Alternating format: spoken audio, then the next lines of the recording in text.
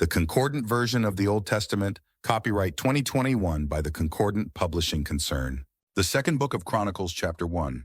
Solomon, son of David, showed himself steadfast over his kingdom, and Yahweh his Elohim was with him and magnified him surpassingly. Solomon summoned all Israel, the chiefs of thousands and of hundreds, the judges and every prince of all Israel, the heads of the fathers' houses. Then Solomon and the entire assembly with him went to the high place at Gibeon, for there was the tent of appointment of the one, Elohim, that Moses the servant of Yahweh had made in the wilderness. However, the coffer of the one, Elohim, David had brought up from Kiriath-Jearim to the place David had prepared for it, for he had pitched a tent for it in Jerusalem. And the copper altar that Bezalel son of Uri son of Hur had made was there before the tabernacle of Yahweh. So Solomon and the assembly sought after it. There Solomon ascended to the copper altar before Yahweh at the tent of appointment and offered up on it 1,000 ascent offerings. In that night Elohim appeared to Solomon and said to him, "Ask what I shall give to you." At that Solomon said to Elohim, "You have shown great benignity to my father David, and you have made me king in place of him. Now, O Yahweh Elohim, let your promise to my father David prove faithful, for you have made me king over a people as numerous as the soil grains of the earth. Now grant me wisdom and knowledge, and so I shall go forth and come in before this people. For who can judge this great people of yours?" Then Elohim said to Solomon, "Because this has been in your heart, and you have not asked for riches, substance, and honor, or the soul of those hating you, and also you have not asked for many days, yet you are asking for wisdom and knowledge for yourself that you may judge my people, over whom I have made you king, the wisdom and knowledge are being granted to you, and also riches, substance, and honor I shall give to you, such as none of the kings before you has come to have, nor shall there be any after you." So from before the tent of appointment at the high place at Gibeon, Solomon came to Jerusalem, and he reigned over Israel. Solomon was gathering chariots and steeds, and he came to have 1,400 chariots and 12,000 steeds. He had them stabled in the chariot cities and with the king in Jerusalem. The king made the silver and the gold in Jerusalem as common as stones, and he made the cedars as abundant as mulberry trees that are in the low foothills. The horses that Solomon had were imports from Egypt and from Cush, and the royal merchants took them from Cush at a price. A chariot coming up from Egypt was sold forth for 600 shekels of silver. A horse went for 150. So they brought them forth by their hand to all the kings of the Hittites and to the kings of Syria. Chapter 2.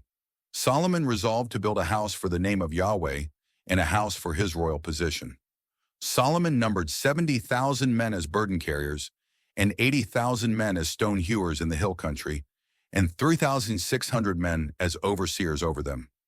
Then Solomon sent to King Hiram of Tyre, saying, "Just as you dealt with my father David, and sent him cedar to build himself a house to dwell in it, behold, I his son am building a house for the name of Yahweh, my Elohim, to sanctify it to him, for fuming incense of spices before him, for the continuous bread in array, and for the morning and the evening ascent offerings on Sabbaths, on new moons, and on appointed festivals of Yahweh our Elohim. For the eon this will be upon Israel. The house that I am building shall be great, for our Elohim is greater than all the Elohim. Yet who could retain vigor to build him a house, since the heavens and the heavens of the heavens cannot contain him? And who am I that I should build him a house save to fume incense before him? Now send me a wise man, skilled at working in gold, in silver, in bronze, and in iron, also in purple, vermilion, and blue wool, and knowing how to engrave engravings together with the wise men who are with me in Judah and in Jerusalem, whom my father David provided. Send me cedar timbers, firs, and algum wood from the Lebanon, for I know that your servants are skilled at cutting the timber of Lebanon. Now my servants will work with your servants to provide me with abundant timber, for the house that I am building will be great and marvelous.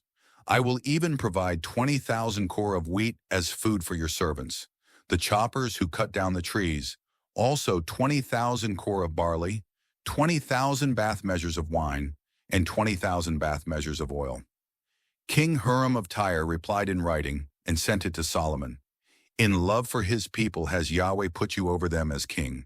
And Hiram went on to say, "Blessed be Yahweh Elohim of Israel, who made the heavens and the earth, who has given King David a wise son, endued with intelligence and understanding, who is about to build a house for Yahweh and a house for his royal position.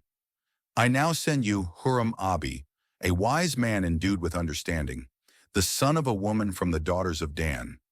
His father was a Tyrian man. He is skilled at working in gold, in silver, in bronze, in iron, in precious stones and in wood, in purple, in blue wool, in fine linen and in vermilion. He knows how to engrave any engraving and to devise any design that may be given to him, together with your wise men and the wise men of my lord, your father David. Now let my lord send his servants the wheat and the barley, the oil and the wine which my lord promised. As for ourselves, we shall cut down trees from the Lebanon according to all your need, and shall bring them to you as rafts by sea to Joppa. Then you can take them up to Jerusalem. Solomon numbered all the men who were sojourners in the land of Israel, after the numbering when his father David had enumerated them, and they were found to be 600. He assigned 70,000 of them as burden carriers, and 80,000 as stone hewers in the hill country, and 3,600 men as overseers to make the people serve. Chapter 3. Then Solomon started to build the house of Yahweh in Jerusalem on Mount Moriah, where he had appeared to his father David, at the place which David had prepared on the threshing site of Ornan the Jebusite. He started to build on the 2nd day of the 2nd month in the 4th year of his reign. Solomon laid these foundations for the building of the house of the one, Elohim. Its length in cubits by the former measure was 60 cubits, and its width 20 cubits. And the portico on the facade of the house was 20 cubits in its length, on the facade of the width of the house, and its elevation was 20. He overlaid it on the inside with pure gold.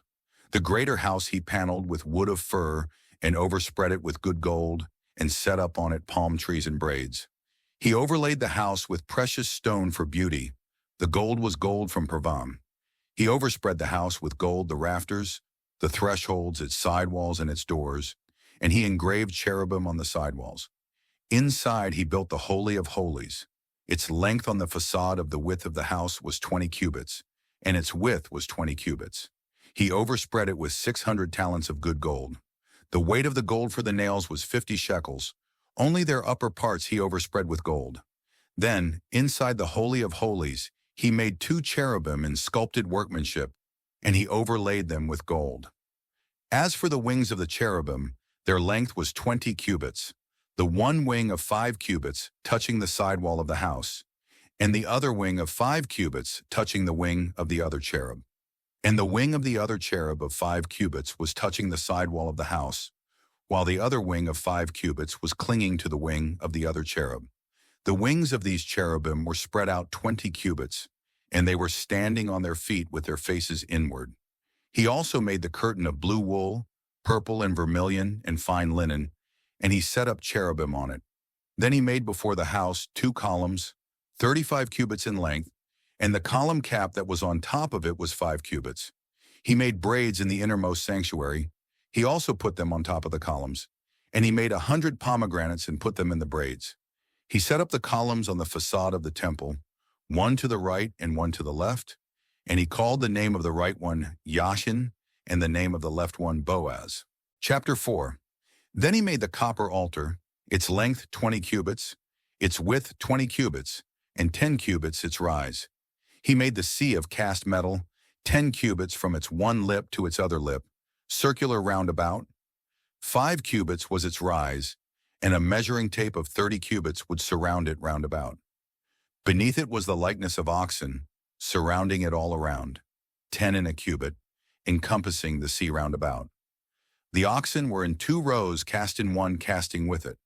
It was standing on 12 oxen, 3 facing north, 3 facing west, 3 facing south, and 3 facing east. The sea was above upon them, and all their hinder parts were inward. Its thickness was a handbreadth, and its lip was like the workmanship of the lip of a cup, like anemone petals. Filled to capacity, it would contain 3,000 bath measures. He also made 10 lavers, and put 5 to the right and 5 to the left, to wash in them. They rinsed out in them the implements for the ascent offering, but the sea was for the priest to wash in it. He made the 10 lampstands of gold according to their ordinance and put them in the nave, 5 at the right side and 5 at the left. He also made 10 tables and left them in the nave, 5 at the right side and 5 at the left, and he made 100 sprinkling bowls of gold. He made the court of the priests, the great outer court, and the doors for the outer court. He overlaid their doors with bronze. He put the sea on the right flank of the house, eastward, toward the south. Finally, Huram made the pots, the shovels, and the sprinkling bowls. Thus Huram finished doing all the work that he had undertaken for King Solomon on the house of the one, Elohim, the 2 columns, the globes and the capitals on top of the 2 columns, and the 2 meshings for covering the 2 globes of the capitals that were on top of the columns, the 400 pomegranates for the 2 meshings, 2 rows of pomegranates for each meshing to cover the 2 globes of the capitals that were overlooking the columns, the 10 bases and the 10 lavers on the bases, the 1 sea and the 12 oxen beneath it, the pots, the shovels, the forks, and all these utensils that Huram-Abi made of scoured bronze for King Solomon for the house of Yahweh. In the basin of the Jordan, the king had them cast in the thick mud of the ground between Sukkoth and Zarethan. Solomon made all these utensils in very great quantity, so that the weight of the copper was not investigated. Solomon had all the utensils made for the house of the one, Elohim, the altar of gold and the tables with the bread of the presence on them, the lampstands and their lamps of plated gold, to blaze them up according to the ordinance, before the innermost sanctuary, and the petals and the lamps and the tongs of gold. This was solid gold. The snippers, the sprinkling bowls, the spoons, and the fire pans of plated gold. The portal of the house, its inner doors to the Holy of Holies, and the double doors of the nave of the house, all of gold. Chapter 5. When all the work that Solomon had done for the house of Yahweh was accomplished, Solomon brought in the hallowed things of his father David, and the silver and the gold, and all the utensils he put among the treasures of the house of the one, Elohim. Then Solomon assembled all the elders of Israel and all the heads of the stocks, the patriarchal princes of the sons of Israel at Jerusalem, to bring up the coffer of the covenant of Yahweh from the city of David, that is, Zion. All the men of Israel were assembled to the king for the festival. It was in the 7th month. When all the elders of Israel had come, the Levites carried the coffer, and they brought up the coffer and the tent of appointment and all the hallowed utensils that were in the tent. The priests and the Levites brought them up, while King Solomon and the whole congregation of Israel, all those congregated to him, were before the coffer, making sacrifices of the flock and of the herd that could not be numbered and not be counted for multitude. Then the priests brought the coffer of the covenant of Yahweh to its place, to the innermost sanctuary of the house, the Holy of Holies, underneath the wings of the cherubim. The cherubim were spreading out their wings over the place of the coffer, so that the cherubim kept the coffer and its poles covered from above. Yet the poles stuck out, so that the ends of the poles could be seen from the holy place adjoining the innermost sanctuary, but they were not seen from the outside. There they are unto this day. There was nothing in the coffer but the 2 tablets that Moses had placed there at Horeb when Yahweh had contracted with the sons of Israel at their coming forth from Egypt. It came to be when the priests came forth from the holy place, for all the priests who had converged here had sanctified themselves without keeping to the set apportionments, and the Levites who were singers belonging to all of them, to Asaph, Heman, Jeduthun, and to their sons and their brothers, clothed in fine linen, standing with cymbals and zithers and harps to the east of the altar, and with them were 120 priests blowing the bugles. And buglers and singers were in unison to make one sound heard, to praise and acclaim Yahweh. And as they raised up their voice with the bugles and the cymbals, and the instruments of song, and with praising Yahweh, saying, For he is good, for his benignity is for the eon. Then the house was filled with a cloud, the glory of Yahweh. The priests were unable to stay and minister because of the cloud, for the glory of Yahweh filled the house of the one, Elohim. Chapter 6. Then Solomon stated, Yahweh himself has said he was to tabernacle in murkiness, and I, for my part, have built a house, a residence for you, a site for you to dwell in for the eons. Now the king turned his face around and blessed the whole assembly of Israel while the whole assembly of Israel was standing. He said, Blessed be Yahweh Elohim of Israel, who spoke with his mouth to my father David and fulfilled it with his hands, saying, From the day on which I brought forth my people Israel from the land of Egypt, I have not chosen a city from all the tribes of Israel to build a house that my name be there, nor have I chosen anyone to become governor over my people Israel. But I chose Jerusalem that my name be there, and I chose David that he be over my people Israel. It came to be on the heart of my father David to build a house for the name of Yahweh Elohim of Israel. Yet Yahweh said to my father David, Inasmuch as it was on your heart to build a house for my name, you did well that it came to be on your heart. But you shall not build the house, but rather your son who is coming forth from your loins, he shall build the house for my name. Now Yahweh has carried out his word that he had spoken. For I have risen in place of my father David, and I am sitting on the throne of Israel, just as Yahweh had spoken. And I have built the house for the name of Yahweh Elohim of Israel. And there I have set the coffer wherein the covenant of Yahweh is that he contracted with the sons of Israel. Then he stood before the altar of Yahweh in front of the whole assembly of Israel, and he spread out his palms. For Solomon had made a platform of bronze and had placed it in the midst of the outer court. Its length was 5 cubits, its width 5 cubits, and its rise 3 cubits. He stood on it and knelt on his knees in front of the whole assembly of Israel.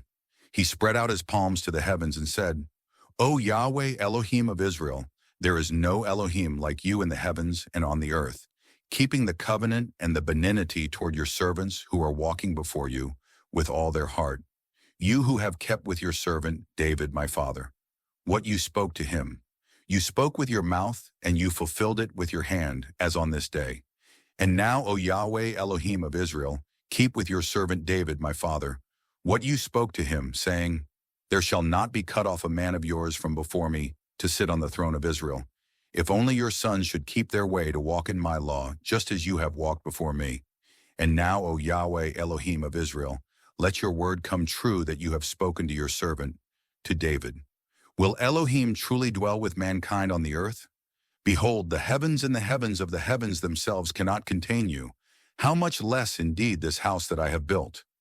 Yet you will turn toward the prayer of your servant and to his supplication, O Yahweh my Elohim, to hearken to the appeal and to the prayer that your servant is praying before you today. O that your eyes be opened toward this house by day and by night, toward the place where you promised to place your name, to hearken to the prayer that your servant is praying toward this place. You will hearken to the supplications of your servant and of your people Israel when they pray toward this place, and you yourself shall hearken from your dwelling place, from the heavens. And when you hearken, you will pardon. If a man sins against his associate, who loads on him an oath of imprecation to imprecate him, and he comes with his oath of imprecation before your altar in this house, then may you yourself hearken from the heavens, and you will act and judge your servants, so as to pay back to the wicked, to bring his way on his own head, and to justify the just, to give to him according to his righteousness. When your people Israel are struck before an enemy, because they were sinning against you, and they return and acclaim your name, and pray and supplicate before you in this house, then may you yourself hearken from the heavens, and you will pardon the sin of your people Israel, and you will restore them to the ground that you gave to them and to their fathers. When the heavens are restrained, and there is no rain because they were sinning against you, and they pray toward this place and acclaim your name, and turn back from their sin because you made them humble, then may you yourself hearken from the heavens, and you will pardon the sin of your servants, your people Israel.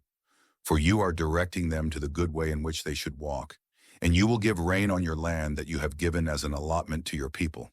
In case a famine comes on the land, or a plague comes, or a blast or mildew, in case locusts and beetles come, in case his enemy is distressing him in the land of his gates, any kind of contagion, any illness in every prayer, every supplication that may occur by any human or by all of your people Israel, for they know each one his contagion and his pain. When he spreads out his palms toward this house, then may you yourself hearken from the heavens, the site of your dwelling, and you will pardon and give to each one according to all his ways, since you know his heart for you, yourself you alone, know the heart of the sons of humanity, so that they may fear you and walk in your ways, all the days that they are alive on the surface of the ground that you gave to our fathers.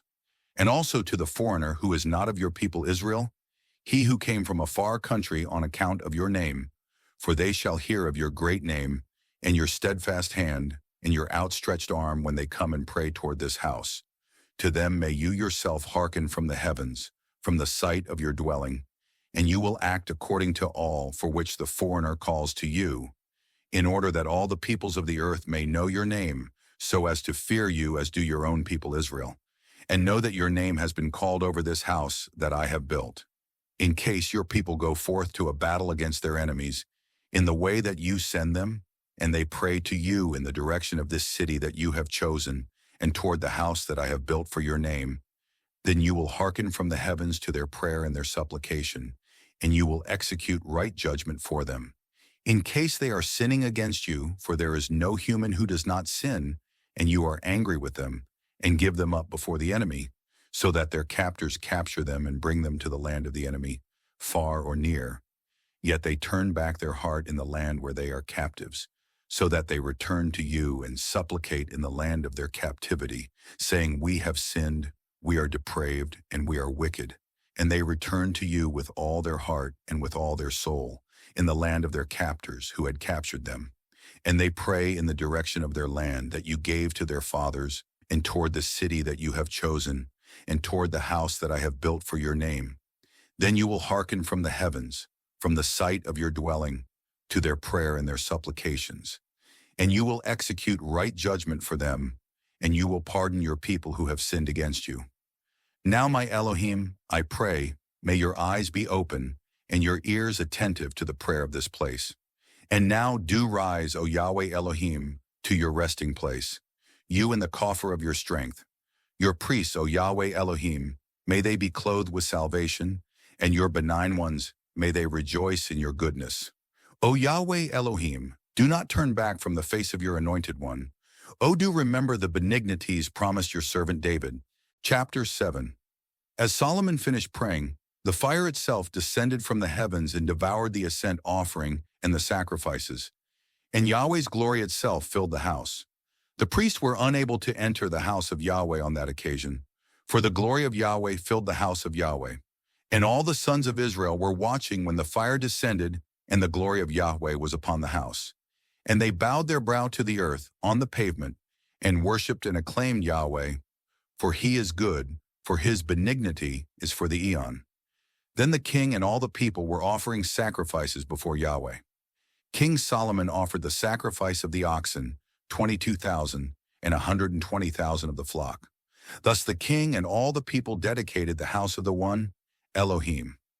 The priests were standing over their charges, and the Levites with the instruments of song to Yahweh that King David had made to acclaim Yahweh.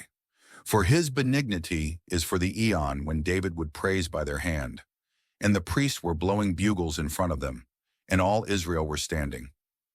Solomon hallowed the middle part of the court before the house of Yahweh, for there he offered the ascent offerings and the fat pieces of the peace offerings, because the copper altar that Solomon had made could not contain the ascent offering and the approach present in the fat pieces.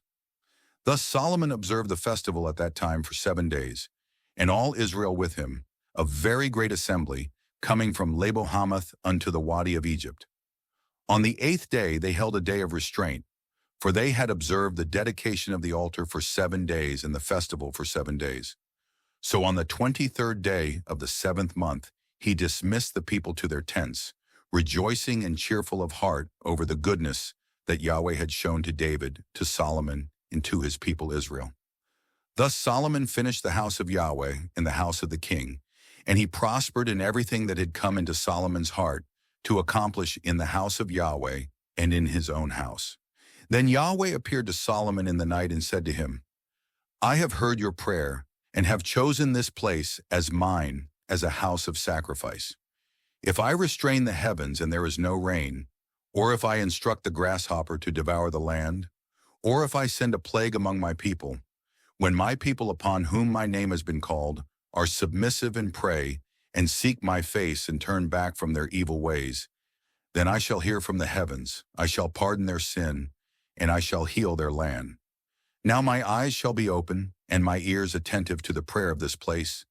Now I have chosen and sanctified this house for my name to be there unto the eon. My eyes and my heart will be there all the days.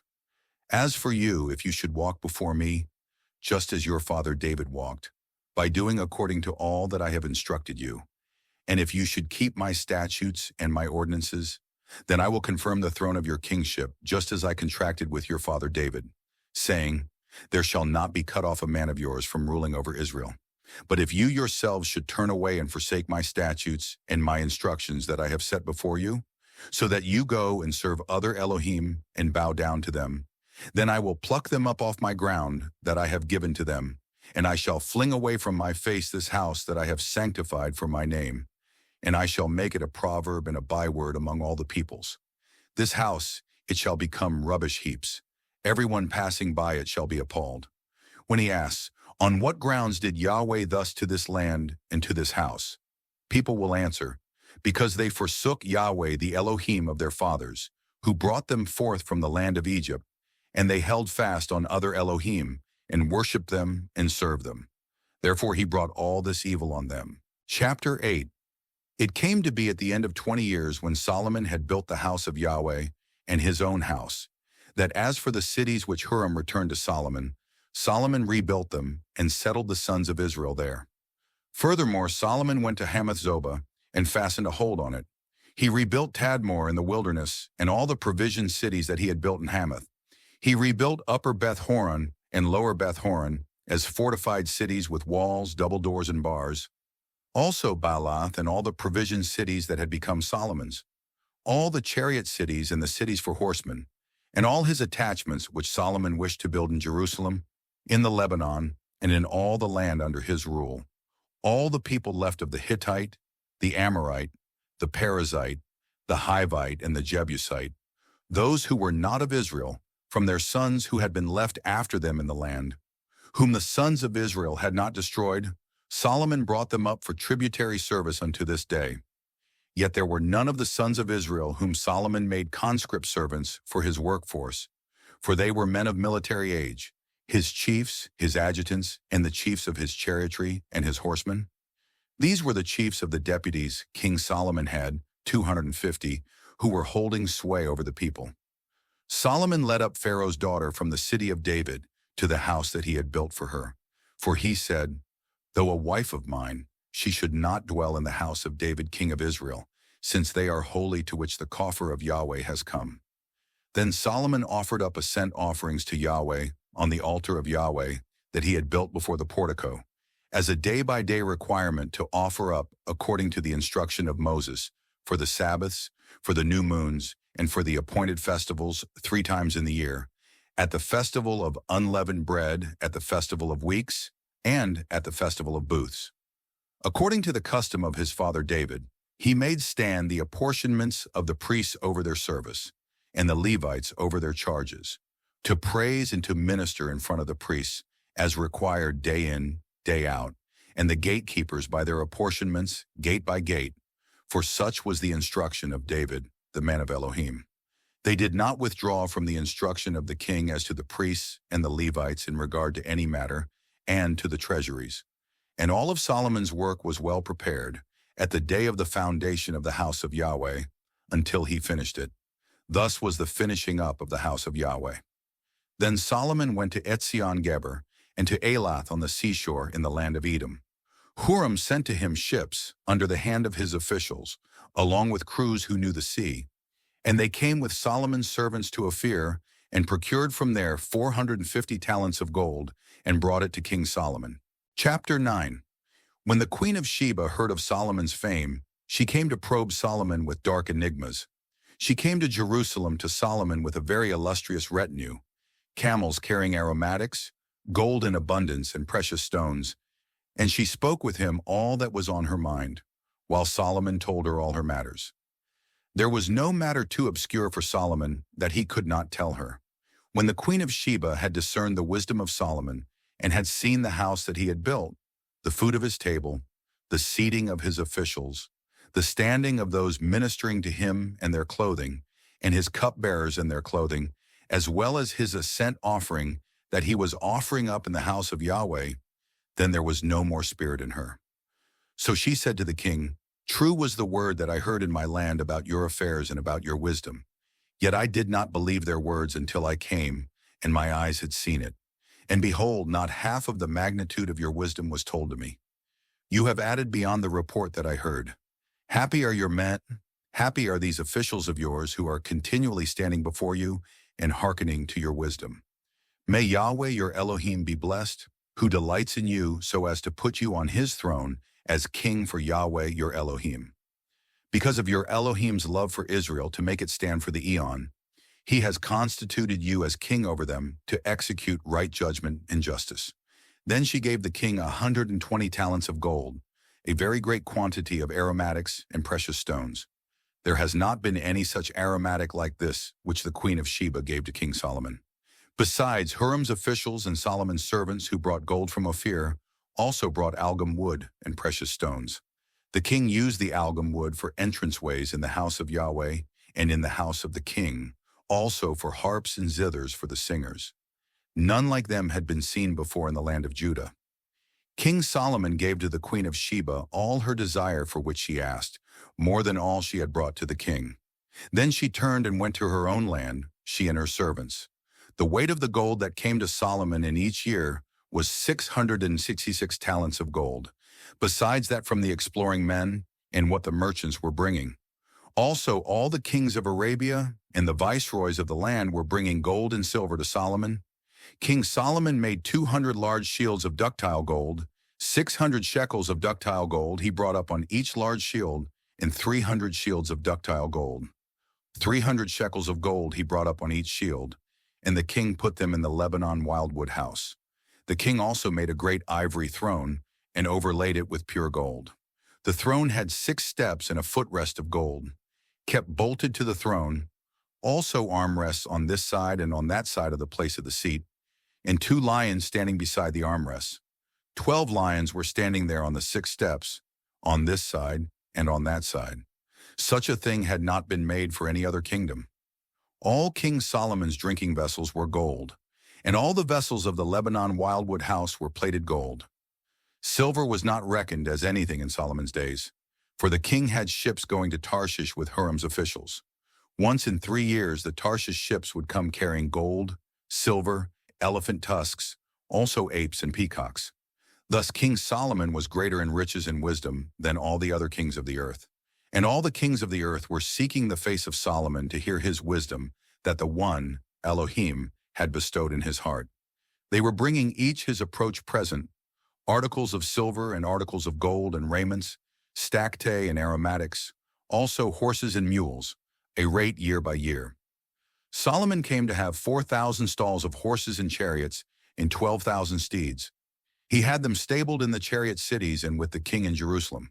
He came to be ruler over all the kings from the stream unto the land of the Philistines and unto the boundary of Egypt. The king made the silver in Jerusalem as common as stones, and he made the cedars as abundant as mulberry trees that are in the low foothills. The horses that Solomon had were brought forth from Egypt and from all the lands.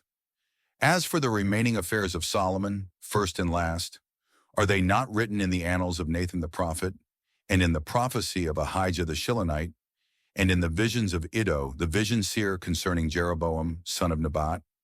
Solomon reigned 40 years over all Israel in Jerusalem. Then Solomon lay down with his fathers, and they entombed him in the city of David his father. His son Rehoboam reigned in his stead. Chapter 10. Rehoboam went to Shechem, for all Israel had come to Shechem to make him king.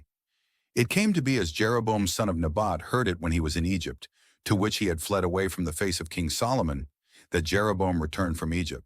So they sent and called him. Then Jeroboam and all Israel came, and they spoke to Rehoboam, saying, Your father he made our yoke harsh. As for you now, lighten the harsh service of your father, and his heavy yoke that he put on us, and we shall serve you. He replied to them, Go away for 3 days and then return to me. So the people went away.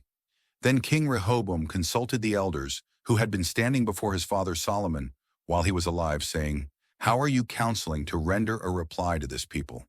They spoke to him, saying, Should you become good-hearted to this people today, so that you please them and speak good words to them?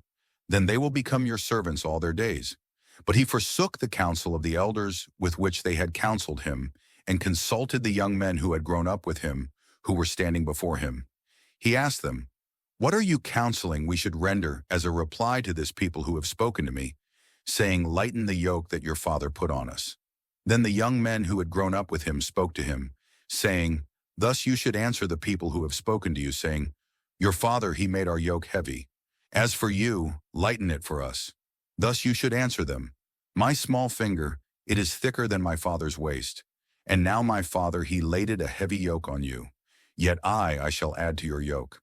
My father, he flogged you with whips, yet I will do so with scorpions."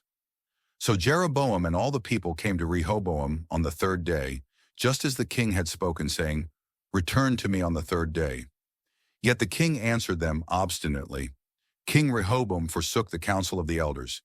He spoke to them according to the counsel of the young men, saying, "My father, he made heavy your yoke, yet I shall add to it. My father, he flogged you with whips, yet I will do so with scorpions." The king did not hearken to the people, for the circumstance had come from the one, Elohim, that Yahweh might carry out his word that he had spoken to Jeroboam son of Nebat by means of Ahijah the Shilonite. When all Israel saw that the king did not hearken to them, then the people replied to the king, saying, "What portion do we have in David? We have no allotment in the son of Jesse. Each one to your tents, O Israel. Now see to your own house, O David." So all Israel went to their tents. As for the sons of Israel who were dwelling in the cities of Judah, Rehoboam still reigned over them. Then King Rehoboam sent out Hadoram, who was in charge of the tributary service. But the sons of Israel pelted him with stones so that he died. Yet King Rehoboam was resolute to get up on his chariot to flee to Jerusalem. So Israel transgressed against the house of David until this day. Chapter 11. When Rehoboam came to Jerusalem, he assembled the house of Judah and Benjamin, 180,000 choice men, practiced in battle, to fight against Israel in order to restore the kingship to Rehoboam. But the word of Yahweh came to Shemaiah, the man of Elohim, saying, "Speak to Rehoboam, son of Solomon, king of Judah, and to all Israel in Judah and Benjamin, saying, Thus speaks Yahweh, you shall neither go up nor fight against your brothers. Return each man to his house, for it was from me that this thing has come about." So they hearkened to the words of Yahweh and turned back from going against Jeroboam. Rehoboam dwelt in Jerusalem and built fortified cities in Judah. Thus he rebuilt Bethlehem, Etam, Tekoa, Bethsur, Soko, Adullam, Gath, Maresha, Ziph, Adoram, Lachish, Azekah, Zorah, Ajalon, and Hebron as fortified cities in Judah and Benjamin. He reinforced the fortifications and put governors in them, along with storehouses of food, oil, and wine, as well as large shields and lances in all of them, city by city. Thus he reinforced them very much, and so Judah and Benjamin were his. The priests and the Levites from all their territories in all Israel stationed themselves with him, for the Levites forsook their common pasture lands and their holdings, and went to Judah and to Jerusalem, since Jeroboam with his sons had cast them off from serving as priests of Yahweh. He had recruited for himself priests for the high places, for hairy goat demons, and the calf idols that he had made. And following them from all the tribes of Israel, those who gave their heart to seek Yahweh, Elohim of Israel, came to Jerusalem to sacrifice to Yahweh, the Elohim of their fathers. They made the kingdom of Judah steadfast, and made Rehoboam, son of Solomon, resolute for 3 years.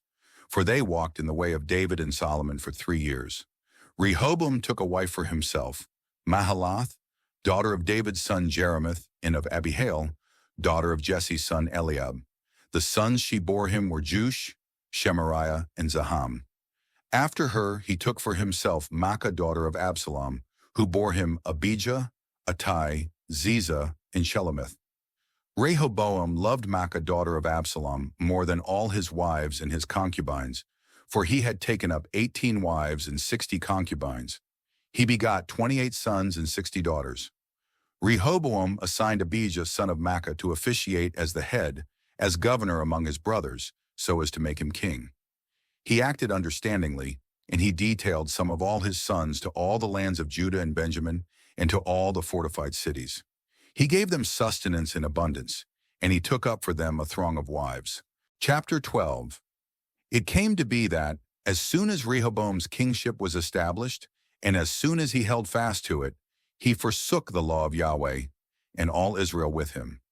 It occurred in the 5th year of King Rehoboam that Shishak king of Egypt marched up against Jerusalem because they had offended Yahweh with 1,200 chariots and 60,000 horsemen, and there was no number to the people who came with him from Egypt, Libyans, Sukkites, and Cushites. He seized the fortified cities in Judah and came as far as Jerusalem.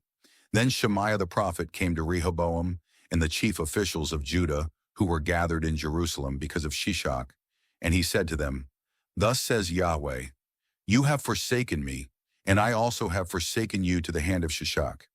Then Israel's chief officials and the king submitted and said, "Just as Yahweh." When Yahweh saw that they had submitted, the word of Yahweh came to Shemaiah, saying, "They have submitted, so I shall not bring them to ruin, and I will soon give them deliverance, and my fury shall not be poured forth on Jerusalem by the hand of Shishak. But they shall become his servants, that they may know servitude to me and servitude to the kingdoms of the other lands." When Shishak king of Egypt marched up against Jerusalem, he took away the treasures of the house of Yahweh and the treasures of the house of the king. He took them all. He was also taking away the golden shields that Solomon had made. In place of them, King Rehoboam made shields of bronze and gave the supervision over them into the hand of the chiefs of the runners who were guarding the portal of the king's house. It came to be that as often as the king came to the house of Yahweh, the runners came and carried them, and afterward they would bring them back to the anteroom of the runners. Since he had submitted, the anger of Yahweh turned away from him and did not bring him to ruin entirely. And moreover, in Judah matters came to be well. King Rehoboam showed himself steadfast in Jerusalem and reigned. For Rehoboam was 41 years old when he became king, and he reigned 17 years in Jerusalem, the city that Yahweh had chosen out of all the tribes of Israel to put his name there. His mother's name was Naamah the Ammonitess. He did evil, for he had not set his heart on seeking after Yahweh. The affairs of Rehoboam, first and last, are they not written in the annals of Shemaiah the prophet and Iddo the vision seer to be registered in his genealogy? There were wars between Rehoboam and Jeroboam all their days. Then Rehoboam lay down with his fathers and was entombed in the city of David. His son Abijah reigned in his stead. Chapter 13. In the 18th year of King Jeroboam, Abijah became king over Judah. 3 years he reigned in Jerusalem, and his mother's name was Maacah, daughter of Uriel of Gibeah. There was war between Abijah and Jeroboam, so Abijah engaged in the battle with an army of masters of war, 400,000 chosen men. Jeroboam arrayed for battle against him 800,000 chosen men, a masterful army. Abijah rose up on Mount Zemaraim in the hill country of Ephraim and said, "Hear me, Jeroboam and all Israel. Do you not know that Yahweh Elohim of Israel has given the kingship over Israel to David for the eon, to him and to his sons, a covenant of salt? But Jeroboam, son of Nebat, a servant of Solomon, son of David, arose and revolted against his Lord. Inane men gathered together around him, sons of worthlessness. They made themselves aggressive against Rehoboam, son of Solomon, when Rehoboam was a lad and tender of heart, and did not have courage before them. And now you resolve to reinforce yourselves before the kingdom of Yahweh in the hand of David's sons. You are a vast throng, and with you are the golden calves that Jeroboam made for you as Elohim. Did you not expel the priests of Yahweh, the sons of Aaron, and the Levites, and appoint for yourselves priests like the peoples of other lands? Now anyone who comes to consecrate himself with a bull calf of the herd and 7 rams, even he becomes a priest of no Elohim. As for us, Yahweh is our Elohim, and we have not forsaken him, and the priests ministering to Yahweh are sons of Aaron, and the Levites are at their work, making ascent offerings fume to Yahweh, morning by morning and evening by evening, as well as incense of spices. They set the array of bread on the clean table. They blaze up the golden lampstand and its lamps evening by evening. Indeed, we are keeping the charge of Yahweh Elohim of our fathers, but you have forsaken him. Behold, with us at the head is the one, Elohim, and his priests have bugles to blast the shout of alarm against you. Sons of Israel, do not fight against Yahweh Elohim of your fathers, for you shall not prosper." Now Jeroboam, he had sent the ambush around to come from behind them, so that they were before Judah, and the ambush was behind them. Then Judah turned around, and behold, the battle against them was both at their face and back. Then they cried to Yahweh, and the priests were blowing the bugles, and the men of Judah raised a shout of alarm. And it came about when the men of Judah raised a shout. Then the one, Elohim himself, struck Jeroboam and all Israel before Abijah and Judah. And the sons of Israel fled from before Judah, and Elohim delivered them into their hand. Abijah and his people smote them with a great smiting. 500,000 chosen men from Israel fell slain. The sons of Israel submitted at that time, while the sons of Judah were resolute because they leaned on Yahweh Elohim of their fathers. Abijah pursued Jeroboam and took away from him the cities of Bethel and its outskirts, Jeshanah and its outskirts, and Ephron and its outskirts. Jeroboam retained no further vigor in the days of Abijah. Yahweh struck him down and he died. Abijah showed himself steadfast. He took up for himself 14 wives and begot 22 sons and 16 daughters. The rest of the affairs of Abijah, his ways and his matters, are written in the inquiry of Iddo the prophet. Chapter 14. Then Abijah lay down with his fathers. They entombed him in the city of David, and his son Asa reigned in his stead. In his days the land was quiet for 10 years. Asa did what was good and upright in the eyes of Yahweh his Elohim. He took away the foreign altars and the high places. He broke down the monuments and hewed down the Asherah poles. Further, he ordered Judah to seek after Yahweh Elohim of their fathers and to observe the law and the instruction. From all the cities of Judah, he took away the high places and the incense stands, and the kingdom was quiet before him. He built fortified cities in Judah, since the land was quiet and there was no war against him during those years, for Yahweh had given him rest. So he said to Judah, "Let us rebuild these cities and surround them with walls and towers, double doors and bars, while we have the land before us, because we have sought after Yahweh our Elohim. We sought after him, and he has given us rest all around." And so they built and prospered. Asa came to have an army of 300,000 from Judah, carrying large shields and lances, and 280,000 from Benjamin carrying shields and positioning the bow. All these were valorous masters. Zerah the Cushite marched forth against them with an army of 1,300 chariots and came as far as Mareshah. Asa marched forth before him, and they arrayed for battle in the ravine of Zephathah at Mareshah. Then Asa called to Yahweh his Elohim and said, "O Yahweh, there is no one beside you to help the one without vigor against the multitude. Help us, O Yahweh our Elohim, for we lean on you, and in your name we have come against this throng. O Yahweh, you are our Elohim. Do not let mortals restrain you." So Yahweh struck the Cushites before Asa and before Judah. The Cushites fled, and Asa and the people with him pursued them as far as Gerar. For those of the Cushites who fell, there was no preservation of life, for they were broken before Yahweh and before his camp, who carried away very much loot. They also smote all the cities around Gerar, for the awe of Yahweh came on them. They plundered all those cities, for much plunder was in them. Moreover, they smote the tents of the cattlemen and captured flocks in abundance and camels. Then they returned to Jerusalem. Chapter 15. As for Azariah son of Oded, the spirit of Elohim came upon him, and he went forth before Asa and said to him, "Hear me, Asa, and all Judah and Benjamin. Yahweh is with you when you are with him. If you seek after him, he shall be found by you. Yet if you forsake him, he shall forsake you." Now for many days Israel was without the Elohim of truth, without a priest to direct them, and without the law. But in their distress they returned to Yahweh Elohim of Israel. They sought him, and he was found by them. In those eras it was not peaceful to fare forth or to come in, for great discomfitures were on all dwellers of the lands, and they were pounded down, nation against nation, and city against city. For Elohim, he discomfited them with every distress. As for you, be steadfast and do not let your hands relax, for there is reward for your efforts. As soon as Asa heard these words, and the prophecy of Azariah, son of Oded the prophet, he showed himself steadfast and removed the abominations from all the land of Judah and Benjamin, and from the cities that he had seized from the hill country of Ephraim. Further, he renewed the altar of Yahweh that was before the portico of Yahweh.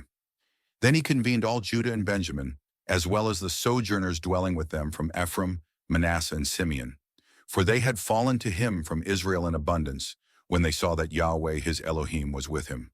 They came together in Jerusalem in the 3rd month of the 15th year of Asa's reign. They sacrificed to Yahweh on that day from the loot which they had brought back, of the herd, 700 cattle, and of the flock, 7,000 sheep. Then they entered into a covenant to seek after Yahweh Elohim of their fathers with all their heart and with all their soul, and that anyone who would not seek after Yahweh Elohim of Israel should be put to death, whether small or great, whether man or woman.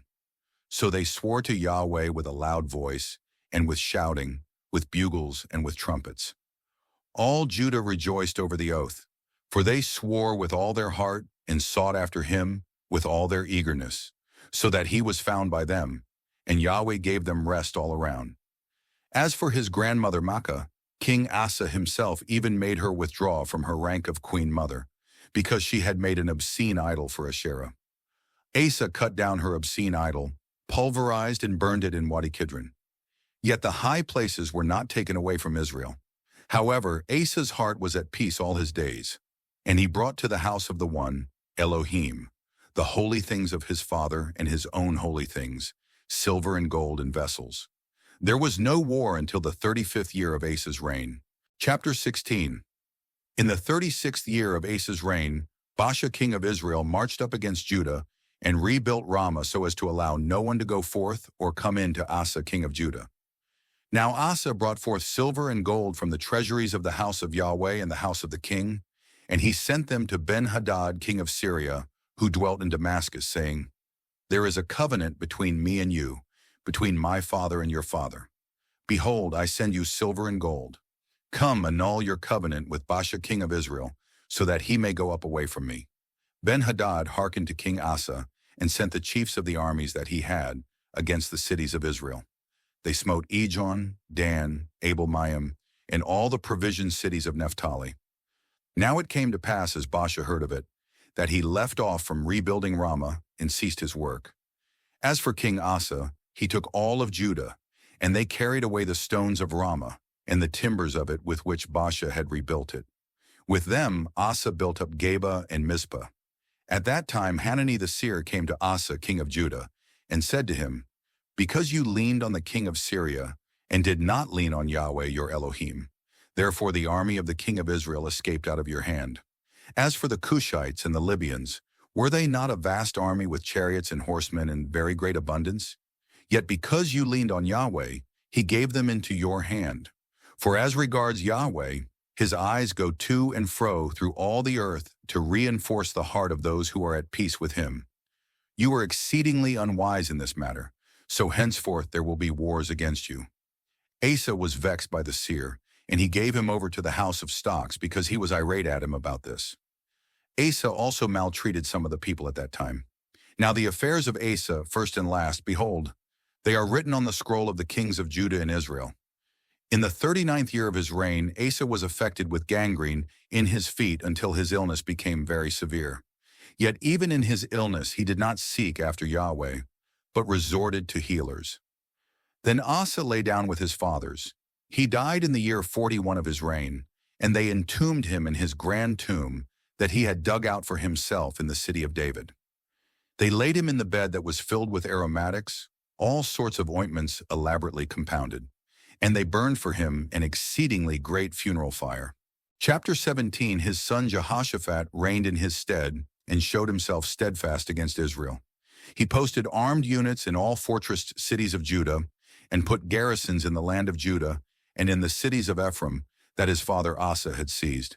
And Yahweh was with Jehoshaphat because he walked in the former ways of his father and did not inquire of the Baalim, but sought after the Elohim of his father and walked in his instructions and not according to the practice of Israel. So Yahweh established the kingdom under his hand, while all Judah gave presents to Jehoshaphat. He came to have riches and glory in abundance. His heart was elevated in the ways of Yahweh. Furthermore, he took away the high places and the Asherah poles from Judah. In the 3rd year of his reign, he sent for his chief officials and sons of valor, namely Obadiah and Zechariah and Nethanel and Micaiah, to teach in the cities of Judah. With them were the Levites Shemaiah, Nethaniah, Zebediah, Asahel, Shemiramoth, Jehonathan, Adonijah, Tobijah, and Tobadonijah the Levites. And with them were Elishama and Jehoram the priests. They taught in Judah, and they had the scroll of the law of Yahweh with them. They went around through all the cities of Judah and taught the people. The awe of Yahweh came to be upon all the kingdoms of the land surrounding Judah, and they did not make war with Jehoshaphat. Some of the Philistines were bringing presents and a load of silver to Jehoshaphat. The Arabians also were bringing flocks to him, 7,700 rams and 7,700 buck goats. Jehoshaphat continued advancing and growing surpassingly great. He built fortified places and provision cities in Judah and engaged himself in numerous works in the cities of Judah. He had men of war, valorous masters in Jerusalem, and these were their rosters according to their fathers' houses. From Judah, chiefs of thousands, Adnah the chief, with him 300,000 valorous masters, and alongside him Jehohanan the chief, with him 280,000, and alongside him Amasiah son of Zikri, who volunteered for Yahweh, with him 200,000 valorous masters. From Benjamin, the valorous master Eliada, with him 200,000 weaponed with bow and shield, and alongside him Jehozabad, with him 180,000 troops outfitted for war. These were the ones ministering to the king, besides those whom the king had posted in the fortress cities throughout all Judah. Chapter 18. Jehoshaphat came to have riches and glory in abundance, and he intermarried with the house of Ahab. So years later he went down to Ahab in Samaria. Ahab slaughtered sheep of the flock and cattle of the herd in abundance for him and for the people with him, and he allured him to march up with him against Ramoth-Gilead. Ahab, king of Israel, said to Jehoshaphat, king of Judah, "Are you going with me to Ramoth-Gilead?"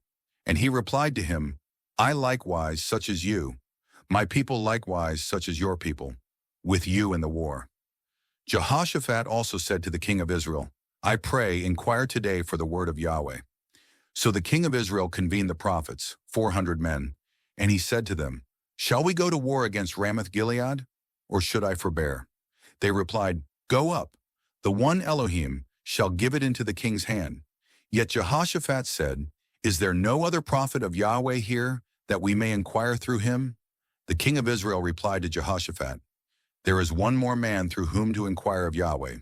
Yet I hate him, for he is not prophesying good for me, but evil all his days. He is Micaiah, son of Imlah." Jehoshaphat answered, "The king must not speak thus." Then the king of Israel called a certain court official and said, "Bring Micaiah, son of Imlah, quickly."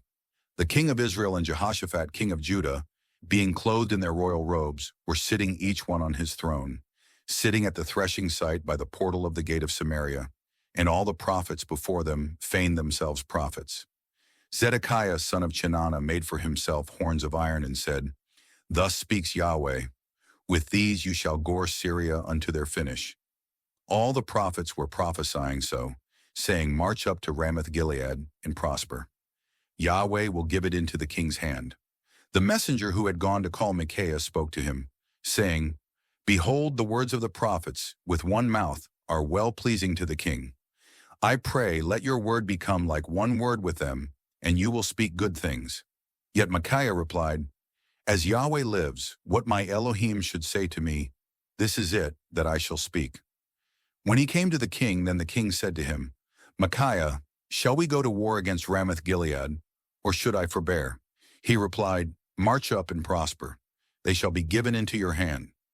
Now the king said to him, "How many times have I been adjuring you, that you should speak to me nothing but the truth in the name of Yahweh?" Then he replied, "I saw all Israel scattered over the mountains, like a flock of sheep that have no shepherd. And Yahweh said, These have no Lord. Let each man return to his home in peace." At this the king of Israel said to Jehoshaphat, "Did I not tell you that at no time he prophesied good for me, but rather evil?" Micaiah replied, "Not so. Hear the word of Yahweh. I saw Yahweh sitting on his throne, and all the host of the heavens standing to his right and his left. Yahweh said, Who shall entice Ahab, king of Israel, so that he may march up and fall at Ramoth-Gilead?" Now this speaker said thus, and another was saying thus. Then a spirit came forth, stood before Yahweh, and said, I myself shall entice him." Yahweh asked him, "By what means?" He replied, "I shall go forth, and I will become a false spirit in the mouth of all his prophets." Then he said, "You shall entice, and moreover you shall prevail. Go forth and do so. And now behold, Yahweh has bestowed a false spirit into the mouth of these prophets of yours, for Yahweh himself has decreed evil concerning you." Now Zedekiah son of Chenaanah came close, smote Micaiah on the cheek, and said, "Just where is the way that the Spirit of Yahweh passed from me to speak with you?" Micaiah replied, "Behold, you shall be seeing it on that day, when you come to hide in the chamber inside a chamber."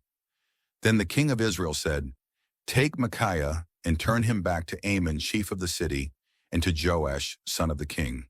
And you will say, 'Thus said the king, put this one in the house of detention, and feed him with bread of oppression and water of oppression until I get back in peace.'"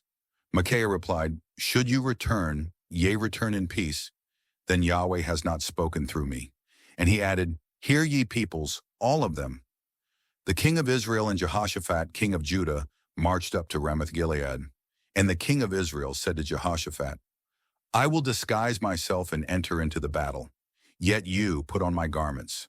So the king of Israel disguised himself, and they entered into the battle. As for the king of Syria, he instructed the chief chariot officers that he had, saying, "You shall not fight with the small or the great, but rather with the king of Israel, with him alone." Then it came to be, as the chief chariot officers saw Jehoshaphat, that they said, "He is the king of Israel." When they turned around to fight against him, Jehoshaphat cried out, and Yahweh, he helped him. Elohim allured them away from him. So it came to be, as the chief chariot officers saw he was not the king of Israel, that they turned back from following him. Someone drew his bow at random and smote the king of Israel between the scale armor and the body armor, so that he said to his charioteer, "Turn your hands around and bring me forth from the fighting force, for I have been wounded." While the battle ascended in violence on that day, the king of Israel himself remained standing in the chariot over against the Syrians until the evening. Then he died at sunset time. Chapter 19. Jehoshaphat, king of Judah, returned in peace to his house in Jerusalem. Jehu, son of Hanani, the vision seer, now went out to face him and said to King Jehoshaphat, "Do you love to help the wicked and those who are hating Yahweh, and by this bring wrath on you from the face of Yahweh? However, there are good things that have been found with you, for you have taken out the Asherah poles from the land of Judah and have set your heart to seek after the one, Elohim." Jehoshaphat had his residence in Jerusalem, but he went out again among the people from Beersheba to the hill country of Ephraim, and he brought them back to Yahweh, the Elohim of their fathers. He also installed judges in the land, in all the fortressed cities of Judah, city by city, and he said to the judges, "Consider what you are doing, for you are not judging for man, but for Yahweh, and he shall be with you in matters of judgment. And now let the awe of Yahweh be upon you. Be on guard and act with care, for with Yahweh our Elohim there is no iniquity or partiality or bribe-taking." In Jerusalem also, Jehoshaphat installed some of the Levites and priests and of the heads of the fathers' houses of Israel for judgment in matters of Yahweh, and for contested matters they dwelled in Jerusalem.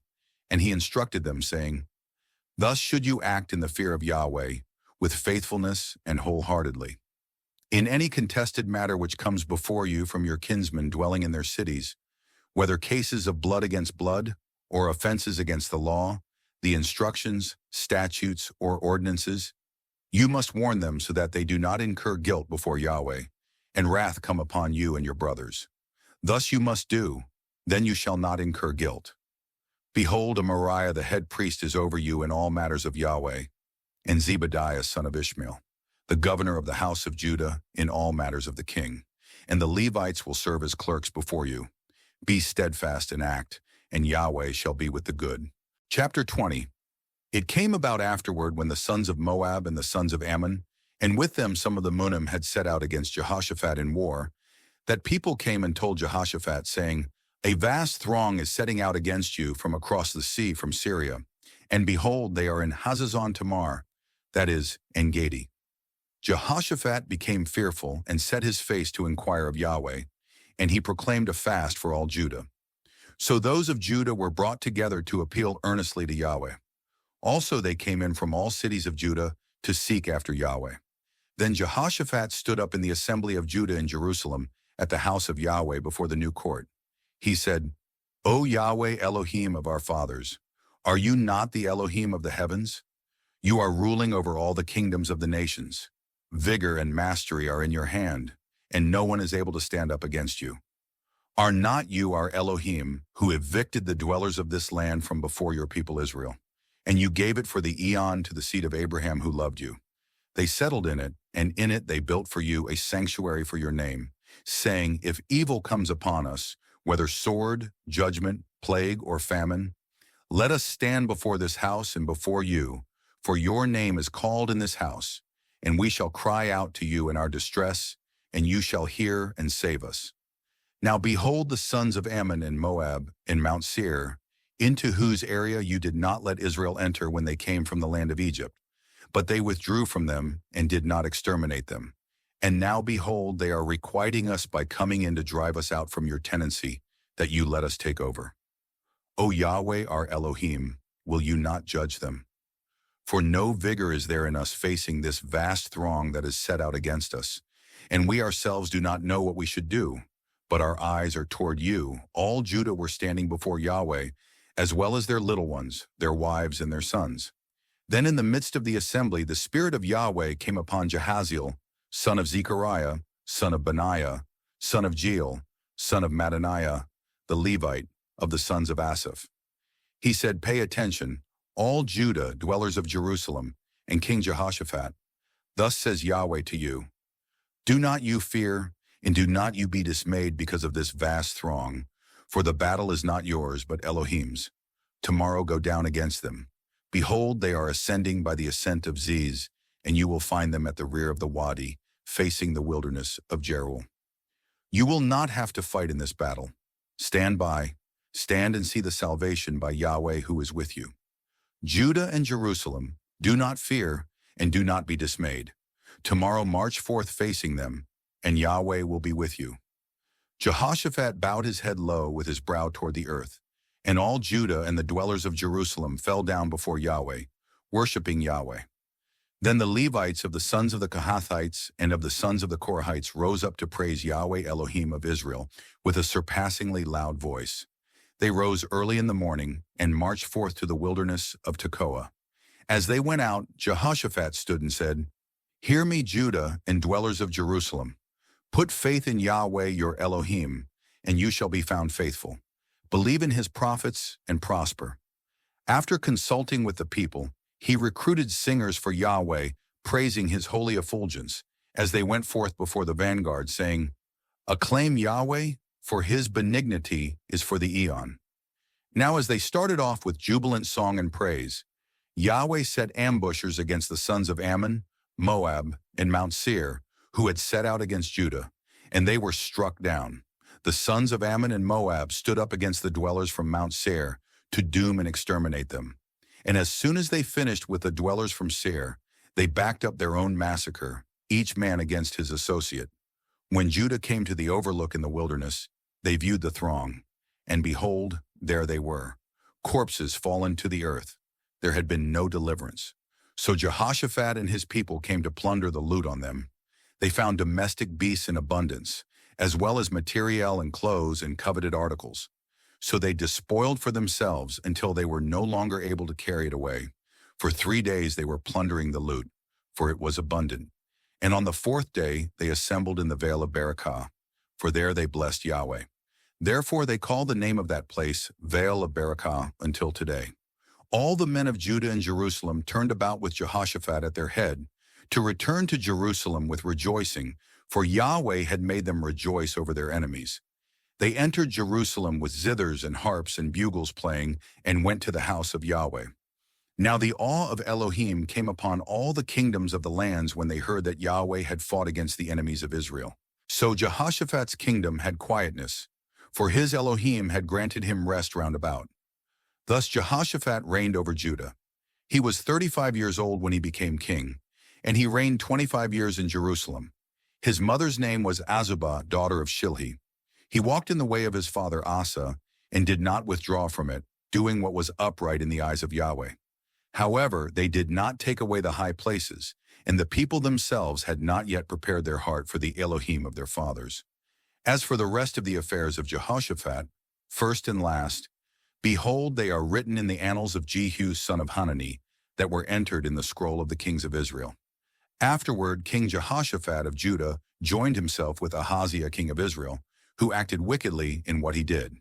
With him he made a partnership to build with him ships that could go to Tarshish. They built the ships at Esion-Geber. Then Eleazar son of Dodavahu of Maresha prophesied against Jehoshaphat, saying, because you joined yourself with Ahaziah, Yahweh will breach your work. And so the ships were broken and did not steer to go to Tarshish. Chapter 21. Jehoshaphat lay down with his fathers. He was entombed with his fathers in the city of David, and his son Jehoram reigned in his stead. He had 6 brothers, sons of Jehoshaphat: Azariah, Jehiel, Zechariah, Azariahu, Michael, and Shephatiah. All of these were sons of Jehoshaphat, king of Judah. Their father gave them many gifts of silver and of gold, and other costly gifts, as well as fortified cities in Judah. Yet he gave the kingdom to Jehoram, since he was the firstborn. When Jehoram rose up over the kingdom of his father, he reinforced his position and killed all his brothers with the sword, as well as some of the chief officials of Israel. Jehoram was 32 years old when he became king, and he reigned 8 years in Jerusalem. He walked in the way of the kings of Israel, just as the house of Ahab had done, for Ahab's daughter had become his wife. So he did what was evil in the eyes of Yahweh. Yet Yahweh would not cause ruin to the house of David on account of the covenant that he contracted with David, just as he had promised him to give a lamp to him and his sons all the days. In his days Edom transgressed from under the hand of Judah and raised a king to reign over them. So Jehoram advanced into Edom with his chief officers and all the chariots with him. Now it came to pass that he arose by night and smote the Edomites who were surrounding him and the chariot chiefs. Edom has been transgressing from under the hand of Judah until this day. Then Libnah transgressed at the same time from under his hand, for he had forsaken Yahweh Elohim of his fathers. Moreover, he himself built high places in the mountains of Judah, and he caused the dwellers of Jerusalem to commit prostitution and was driving Judah astray.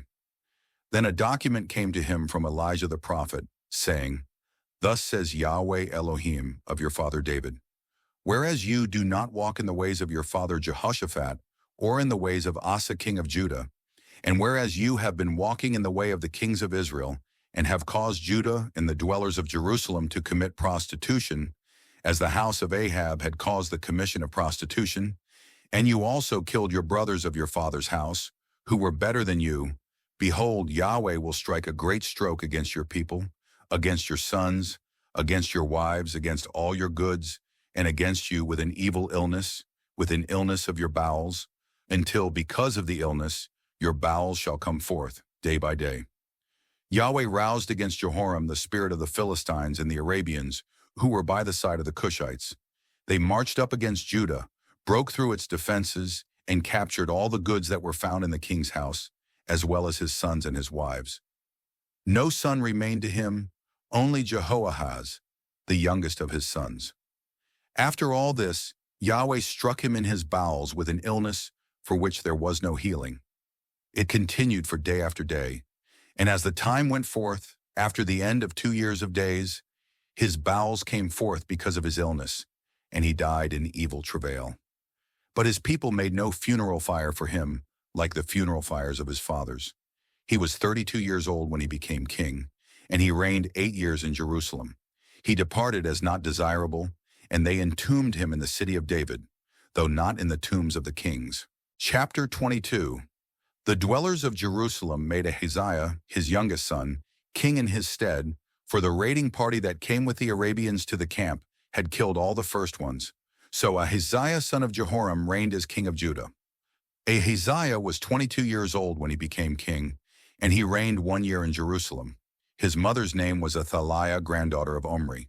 He too walked in the ways of the house of Ahab, for his mother became his counselor to act wickedly. He did what was evil in the eyes of Yahweh, like the house of Ahab, for after his father's death they became his counselors, to his ruin. Moreover, he followed their counsel and went with Joram, son of King Ahab of Israel, to the battle against Hazael king of Syria at Ramoth-Gilead. Yet the Syrians smote Joram, so he returned to get healed at Jezreel from the smiting with which they smote him at Ramah when he fought against Hazael king of Syria. As for Ahaziah son of Jehoram king of Judah, he went down to see Joram son of Ahab in Jezreel, for he was wounded. It was from Elohim that the complete ruin of Ahaziah came to pass by his coming to Joram. When he had come, he went forth with Joram to Jehu, grandson of Nimshi, whom Yahweh had anointed to cut off the house of Ahab. So it came about while Jehu was bringing the house of Ahab to judgment, he found the chief officials of Judah and the sons of Ahaziah's brothers ministering to Ahaziah, and he killed them. He then sought out Ahaziah. They seized him while he was hiding in Samaria and brought him to Jehu, and he put him to death. They entombed him, for they said, he was the grandson of Jehoshaphat who sought after Yahweh with all his heart. So there was no one of the house of Ahaziah to retain vigor for the kingship. As for Ahaziah's mother Athaliah, when she saw that her son was dead, she set out and destroyed all the royal seed of the house of Judah. Yet the king's daughter Jehosheba took Joash son of Ahaziah and stole him away from the midst of the king's sons who were to be put to death. And she put him and his wet nurse into the chamber of couches. Thus Jehosheba, daughter of King Jehoram and wife of Jehoiada, the priest, since she was Ahaziah's sister, concealed him from the face of Athaliah, so that she did not put him to death. He stayed with them at the house of Elohim in hiding for 6 years, while Athaliah was reigning over the land. Chapter 23. In the 7th year, Jehoiada showed himself steadfast and took the chief officers of hundreds into a covenant with him, namely Azariah son of Jeraham, Ishmael son of Jehohanan, Azariah son of Obed, Messiah son of Adiah, and Elishaphat son of Zikri. They went around throughout Judah and gathered together the Levites from all the cities of Judah and the heads of the fathers' houses of Israel, who then came to Jerusalem. The entire assembly contracted a covenant with the king at the house of Elohim. Then he said to them, "Here is the king's son. He shall reign just as Yahweh has promised concerning the sons of David. This is the instruction of what you are to do. 1/3 of you, priests and Levites, as you come on duty on this Sabbath, shall be gatekeepers at the thresholds, another third at the king's house, and the other third at the foundation gateway. All of the people shall be in the courts of the house of Yahweh. Let no one enter the house of Yahweh except the priests and the ministering Levites. They may enter because they are holy. As for all of the people, they should keep Yahweh's charge. The Levites will encompass round about the king, each man with his gear in his hand. Anyone entering the house shall be put to death, and stay with the king when he comes in and when he goes forth." The Levites and all Judah did according to all that Jehoiada the priest had instructed. Each one took his men, those coming on duty in this Sabbath, with those going forth off duty this Sabbath. For Jehoiada the priest had not released the outgoing apportionments from duty. Then Jehoiada the priest gave the chief officers of hundreds the spears, the shields, and the cuirasses that had been King David's, and that were now in the house of Elohim. And he made the entire force stand, each man with his javelin in his hand, from the right flank of the house to the left flank of the house, by the altar and by the house, round about on behalf of the king.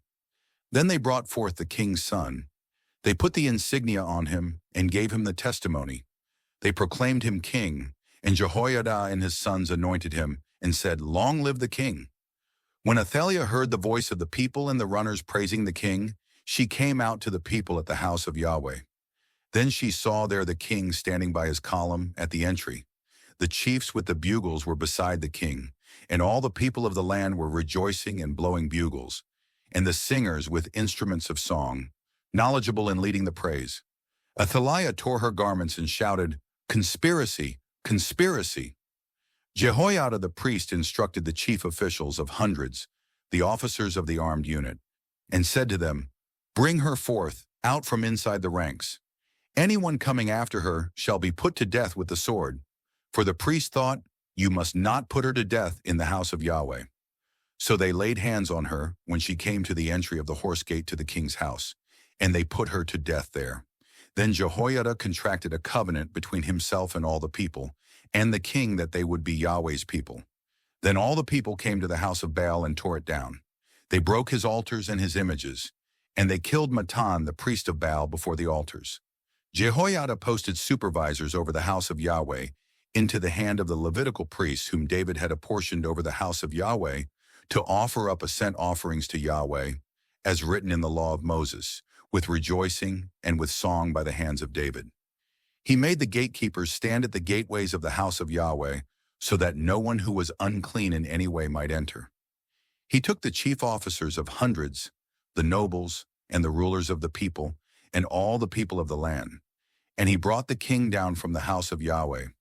They came in through the upper gate to the king's house, and they seated the king on the royal throne. All the people of the land rejoiced. The city itself was quiet, since they had put Athaliah to death with the sword. Chapter 24. Joash was 7 years old when he became king. He reigned 40 years in Jerusalem, and his mother's name was Zebiah of Beersheba. Joash did what was upright in the eyes of Yahweh all the days of Jehoiada the priest. Jehoiada had him marry 2 wives, and he begot sons and daughters. It was afterward that it lay on the heart of Joash to renew the house of Yahweh. So he convened the priests and the Levites and said to them, "Go forth to the cities of Judah and collect together from all Israel the money to repair the house of your Elohim from the year-by-year quota, and you should act quickly in the matter." Yet the Levites did not act quickly. So the king called Jehoiada the head priest and said to him, "For what reason have you not required the Levites to bring in from Judah and from Jerusalem the tax imposed by Moses, the servant of Yahweh, and by the assembly of Israel for the tent of the testimony?" For Athaliah was a wicked woman, and her sons themselves had breached the house of Elohim, and had even used all the holy things of the house of Yahweh for the Baalim. Now the king ordered that they prepare 1 coffer and place it outside the gateway of the house of Yahweh. Then they issued a proclamation in Judah and in Jerusalem to bring to Yahweh the tax imposed on Israel in the wilderness by Moses the servant of Elohim. All the chiefs and all the people paid up. They brought it and dropped it into the coffer until it was full. Now it came about at the proper time. One had the coffer brought in to the king's supervisor by the hand of the Levites. And when they saw that there was abundant money, then the king's scribe and the head priest supervisor came and emptied out the coffer, lifted it up, and returned it to its place. Thus they did day by day, so that they gathered money in abundance. The king and Jehoiada the priest gave it to those overseeing the work of servicing the house of Yahweh. They were hiring stone hewers and craftsmen in wood to renew the house of Yahweh, as well as craftsmen in iron and bronze to repair the house of Yahweh. The overseers did their work. Under their hand the repair work progressed, and they made the house of Elohim stand in its original state and made it structurally strong. When they had finished, they brought the remaining money before the king and Jehoiada, from which one made utensils for the house of Yahweh, utensils for the ministry and for the ascent offerings, spoons, golden and silver utensils. They were offering up ascent approaches in the house of Yahweh continually all the days of Jehoiada. Now Jehoiada was old and satisfied with days, and he died. He was 130 years old at his death. They entombed him with the kings in the city of David, because he had done good in Israel, and on behalf of the one, Elohim, and his house. After the death of Jehoiada, the chief officials of Judah came and bowed down to the king. From then on the king hearkened to them. When they forsook the house of Yahweh, the Elohim of their fathers, and served the Asherah poles and the fetishes, then there was wrath upon Judah and Jerusalem for this guilt of theirs. So he sent prophets among them to bring them back to Yahweh. They testified against them, yet they did not listen. The spirit of Elohim was put on Zechariah son of Jehoiada the priest. He stood above the people and said to them, "Thus says the one, Elohim, why are you trespassing the instructions of Yahweh so that you cannot prosper? Because you have forsaken Yahweh, he is forsaking you." But they conspired against him, and by instruction from the king, they pelted him with stones in the court of the house of Yahweh. King Joash did not remember the kindness that his father Jehoiada had shown to him, and he killed his son. As he was dying, he said, "Yahweh is seeing and is inquiring." It came about at the revolution of the year that the army of Syria marched up against him. They came to Judah and Jerusalem and massacred all the chief officers of the force from among the people. They sent all their loot to the king of Damascus. Though the army of Syria had come with only an insignificant number of men, Yahweh, he delivered a much larger army into their hands, for they had forsaken Yahweh Elohim of their fathers. Therefore they executed judgment against Joash. When they departed from him, for they left him with many wounds, his courtiers conspired against him because of the blood guilt over the son of Jehoiada the priest. They killed him on his couch. He died, and they entombed him in the city of David. Yet they did not entomb him in the tombs of the kings. Those conspiring against him were Zabad son of Shemaeth the Ammonitess, and Jehozabad son of Shimrith the Moabitess. As for his sons and the abundance of the oracle against him, and the refounding of the house of Elohim, behold, they are written in the exposition of the scroll of the kings. His son Amaziah reigned in his stead. Chapter 25. Amaziah was 25 years old when he became king, and he reigned 29 years in Jerusalem. His mother's name was Jehoaddin of Jerusalem. He did what was upright in the eyes of Yahweh, but not wholeheartedly. It came to pass, just as the kingship under him was held fast, that he killed his courtiers, who had smitten the king his father.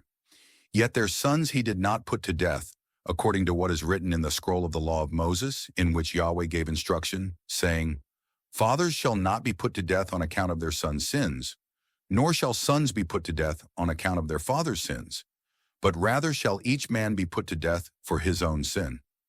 Amaziah brought the house of Judah together and had them stand, according to the fathers' houses, under chief officers of thousands and chief officers of hundreds, for all Judah and Benjamin.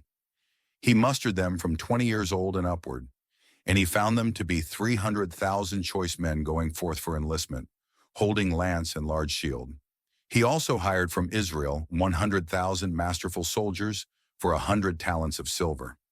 Then a man of the one, Elohim, came to him, saying, O king, let not the Israelite troops come with you, for Yahweh is not with Israel, with all the sons of Ephraim, but rather set out by yourself and do it. Have courage for battle, or the one, Elohim, shall make you falter before the enemy, for there is vigor with Elohim to help you or to make you falter.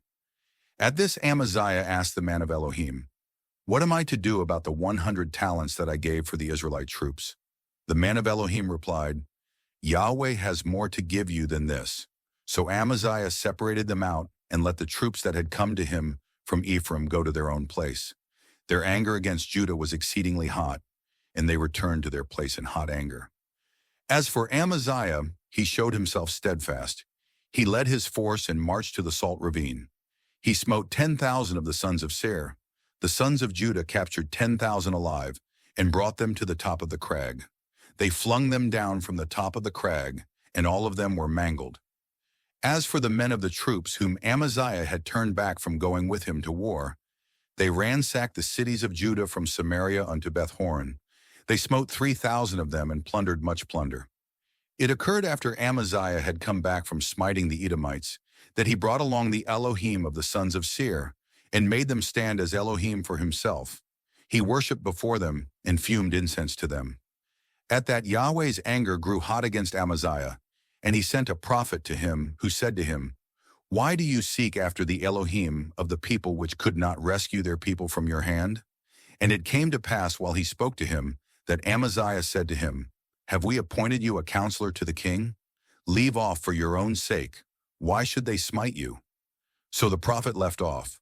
But first he said, I know that Elohim has counseled to ruin you, since you act this way and do not hearken to my counsel. Then Amaziah king of Judah took counsel and sent word to Jehoash son of Jehoahaz, son of Jehu king of Israel, saying, Come, let us stare each other in the face. Yet Jehoash king of Israel sent word to Amaziah king of Judah, saying, The thistle that was in Lebanon, it sent word to the cedar that was in Lebanon, saying, Do give your daughter to my son as a wife. But an animal of the field that was in Lebanon passed by and tramped down the thistle. You thought that you smote Edom, and your heart has lifted you up to be glorified.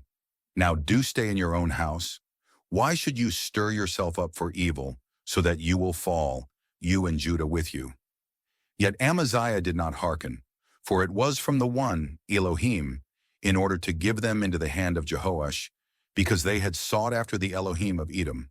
So Jehoash king of Israel marched up, and they stared each other in the face, he and Amaziah king of Judah, at Beth-shemesh in Judah. And Judah was stricken before Israel, so that they fled, each man to his tent. It was Amaziah king of Judah, son of Joash, son of Jehoahaz, whom Jehoash king of Israel apprehended at Beth-shemesh. Then he brought him to Jerusalem and made a breach of 400 cubits in the wall of Jerusalem, from the Ephraim gateway unto the corner gateway. He took all the gold and the silver, all the vessels found in the house of Elohim, in charge of Obed-Edom, and in the treasures of the house of the king, and the hostages. Then he returned to Samaria. Amaziah son of Joash, king of Judah, lived 15 years after the death of Jehoash, son of Jehoahaz, king of Israel. As for the rest of the affairs of Amaziah, first and last, behold, are they not written on the scroll of the kings of Judah and Israel? From the time that Amaziah withdrew from following Yahweh, they conspired against him in a conspiracy in Jerusalem, and he fled to Lachish. But they sent in pursuit of him to Lachish, and they put him to death there. Then they carried him back on horses and entombed him with his fathers in the city of David. Chapter 26. Now all the people of Judah took Uzziah, he was 16 years old, and they proclaimed him king in place of his father Amaziah. It was he who rebuilt Elath and restored it to Judah after the king lay down with his fathers. Uzziah was 16 years old when he became king, and he reigned 52 years in Jerusalem. His mother's name was Jechaliah of Jerusalem. He did what was upright in the eyes of Yahweh, according to all that his father Amaziah had done. He came to seek after Elohim in the days of Zechariah, who gave him understanding in the fear of Elohim. And during the days he sought after Yahweh, the One, Elohim prospered him. He marched forth and made war against the Philistines. He breached the wall of Gath, and the wall of Jabneh, and the wall of Ashdod. Then he built cities around Ashdod and elsewhere among the Philistines. The One, Elohim, helped him against the Philistines and against the Arabians who were dwelling in Gurbal, in the Munim. The Ammonim brought an approach present to Uzziah, and his name spread as far as the entrance of Egypt, for he became surpassingly steadfast. Uzziah built towers in Jerusalem on the corner gateway, and on the ravine gateway, and on the angle corner, and he reinforced them. He also built towers in the wilderness and hewed out many cisterns, for much cattle became his, both in the low foothills and on the tableland, and farm workers and vine dressers in the hills and on the cropland, since he was a lover of the ground. Uzziah came to have an army engaging in war, a military host marching forth by troops as they were noted in number by the hand of Jeiel, the scribe, and Maaseiah, the militia clerk at the side of Hananiah, one of the king's chief officers. The entire number of the heads of the fathers' houses over the valorous masters was 2,600, and under their hand was the army host of 307,500 men, engaging in war with vigor and ability to help the king against the enemy. Uzziah provided for them, for the entire host, shields and lances, helmets and body armor, bows and sling stones. He made machines in Jerusalem, devices of an engineer to be set on the towers and on the corners for shooting arrows and large stones. His name spread forth unto a far distance, for he was marvelously helped until he became steadfast. Yet as soon as he was steadfast, his heart became haughty, and he even acted corruptly. He offended Yahweh his Elohim when he entered the temple of Yahweh to fume incense on the incense altar. At that Azariah the priest came in after him, and with him 80 priests of Yahweh, sons of valor.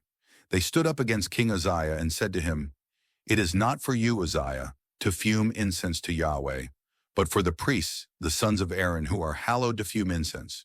Forth with you from the sanctuary, for you have offended, and there will be no glory in it for you from Yahweh Elohim." Now Uzziah became irate while the censer for fuming incense was in his hand. But during his ire at the priests, a leprous disease flashed up on his forehead in the presence of the priests in the house of Yahweh beside the incense altar. When Azariah the head priest and all the priests turned toward him, behold, he was leprous on his forehead.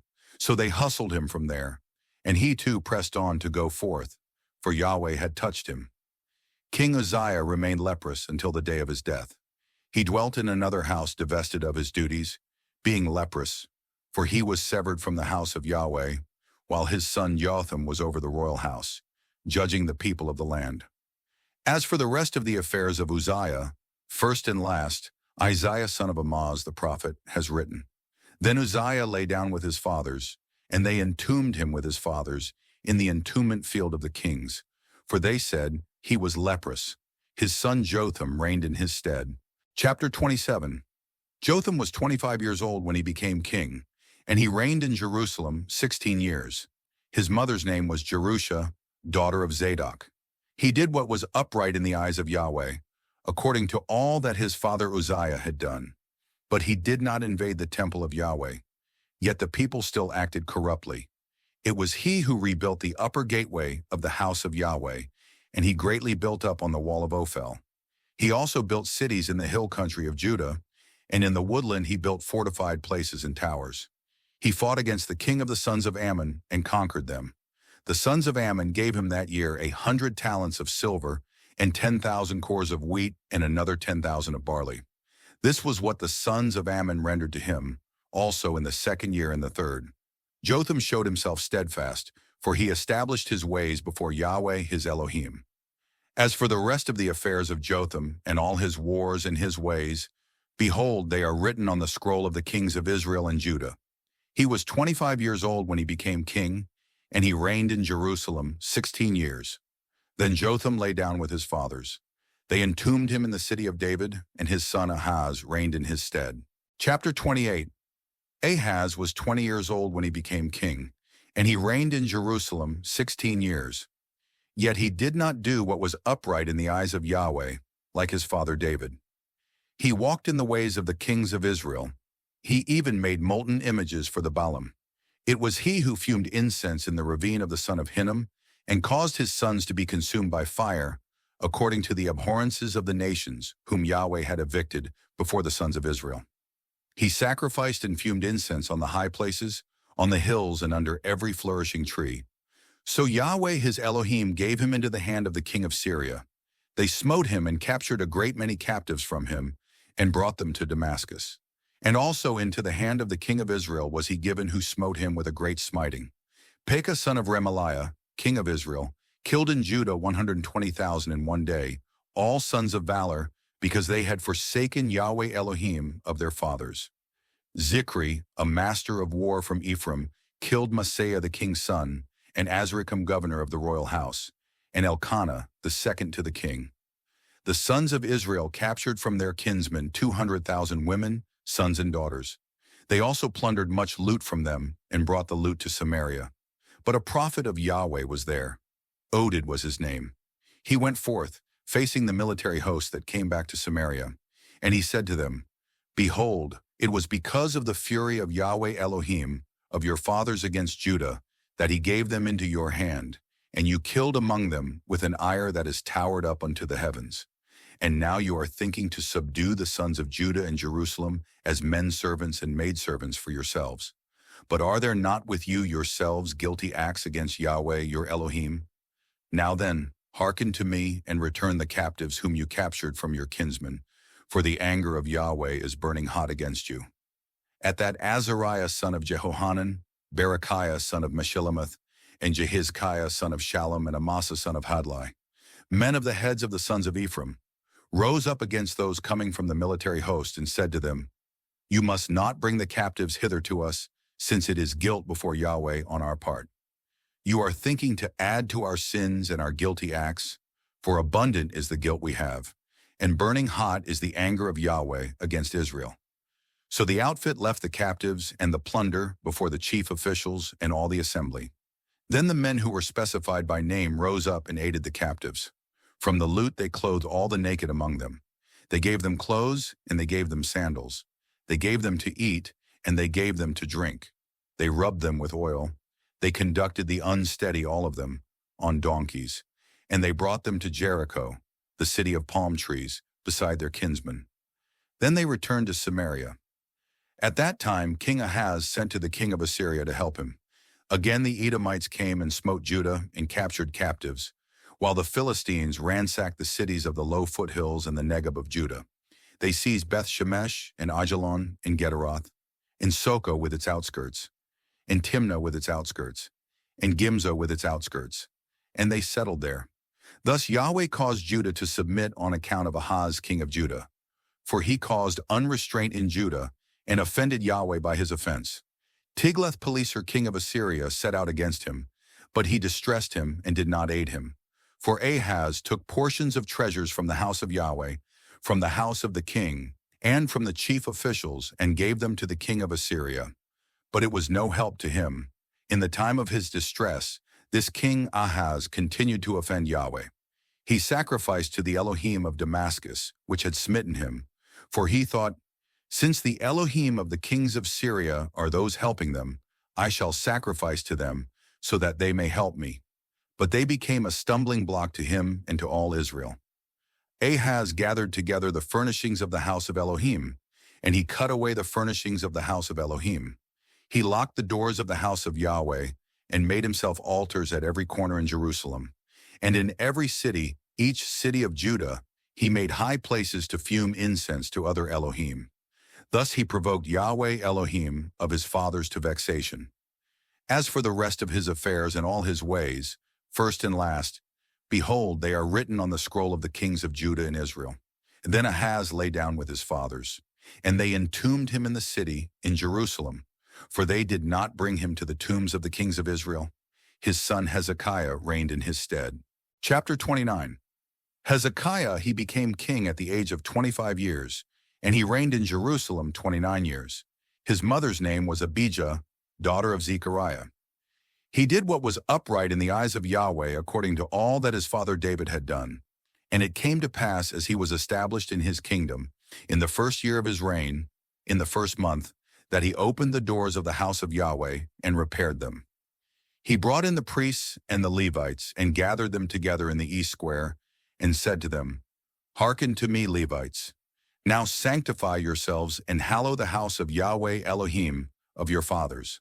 Bring forth the impurity from the sanctuary, for our fathers had offended and done evil in the eyes of Yahweh our Elohim, since they forsook him and turned about their faces from the tabernacle of Yahweh, and they were giving him the scruff. They even locked the doors of the portico and quenched the lamps. They fumed no incense and offered up no ascent offering in the sanctuary of the Elohim of Israel. Therefore the wrath of Yahweh came over Judah and Jerusalem. He made them a stirring horror, an appalling object, and a hissing, as you are seeing with your own eyes. Hence it is that our fathers fell by the sword, and our sons, our daughters, and our wives are in captivity in a land not theirs. On this account, it is now in my heart to contract a covenant with Yahweh Elohim of Israel, so that his hot anger may turn back from us.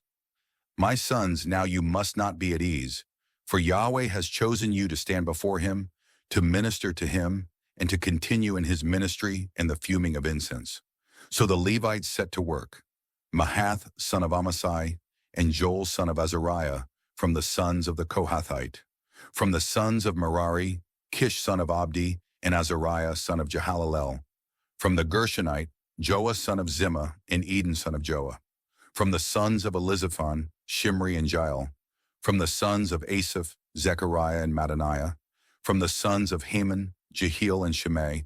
And from the sons of Jeduthun, Shemaiah and Uzziel. They gathered together their kinsmen and sanctified themselves. Then they came to cleanse the house of Yahweh, according to the instruction of the king by the words of Yahweh. The priests now came inside the house of Yahweh to cleanse it. They brought forth all the uncleanness they found in the temple of Yahweh out into the court of the house of Yahweh, and the Levites received it to carry it forth outside to Wadi Kidron. They started off with hallowing on day 1 of the first month, and by the 8th day of the month they came to the portico of Yahweh. They hallowed the house of Yahweh for 8 days, and on the 16th day of the first month they finished.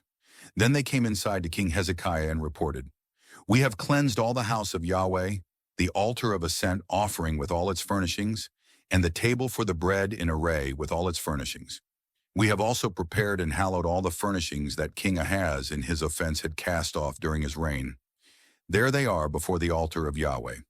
King Hezekiah rose early, gathered together the chief officials of the city, and went up to the house of Yahweh. They brought 7 young bulls, 7 rams, 7 he-lambs, and 7 he-goats of the goats as a sin offering for the kingdom and for the sanctuary and for Judah.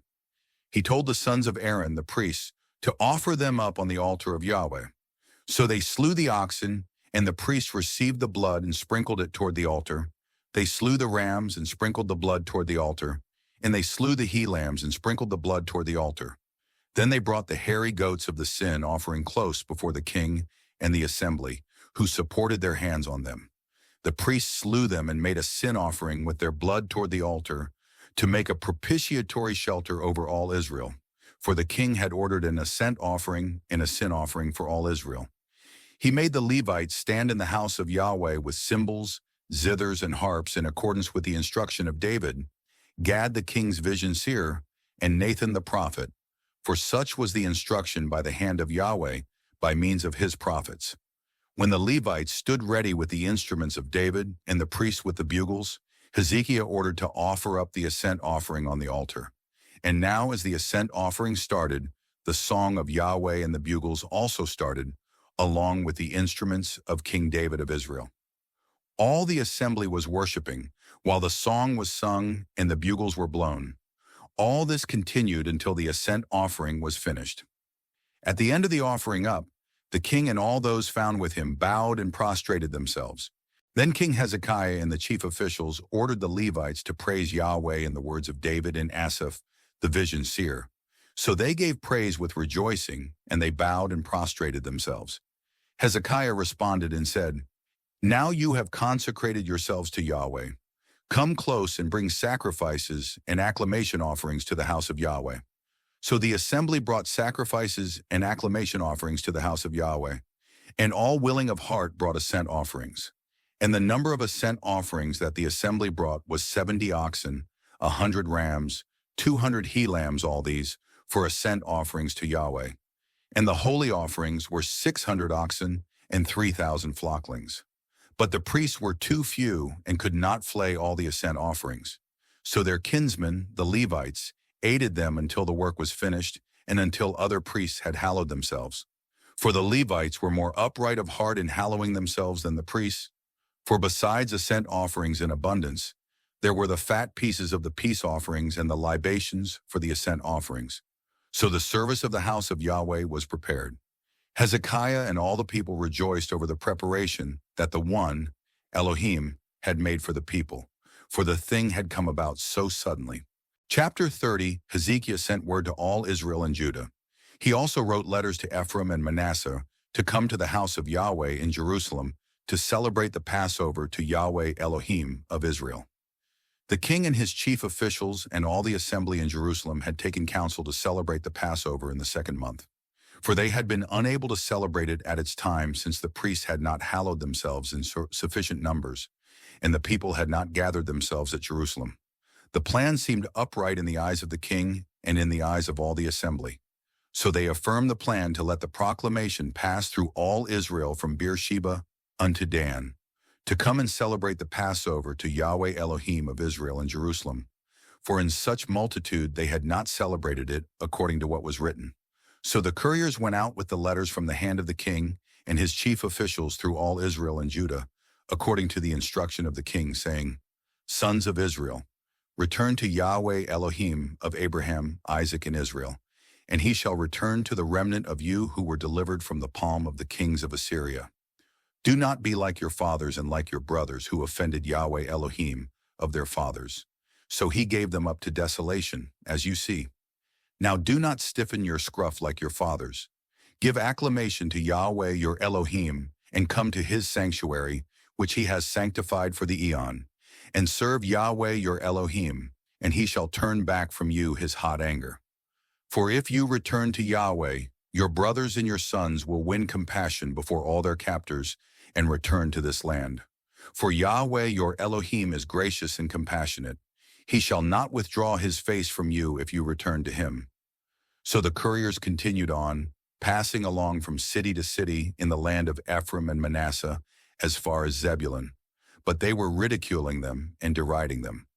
Nevertheless, some men from Asher and Manasseh and from Zebulun were submissive and came to Jerusalem.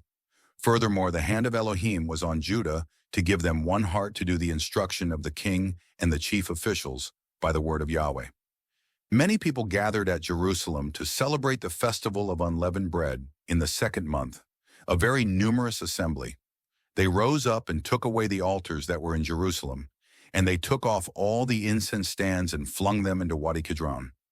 They slew the Passover on the 14th of the second month. The priests and the Levites were mortified, and they hallowed themselves and brought ascent offerings to the house of Yahweh. They stood at their position as was their custom according to the law of Moses, the man of Elohim. The priests were sprinkling the blood received from the hand of the Levites.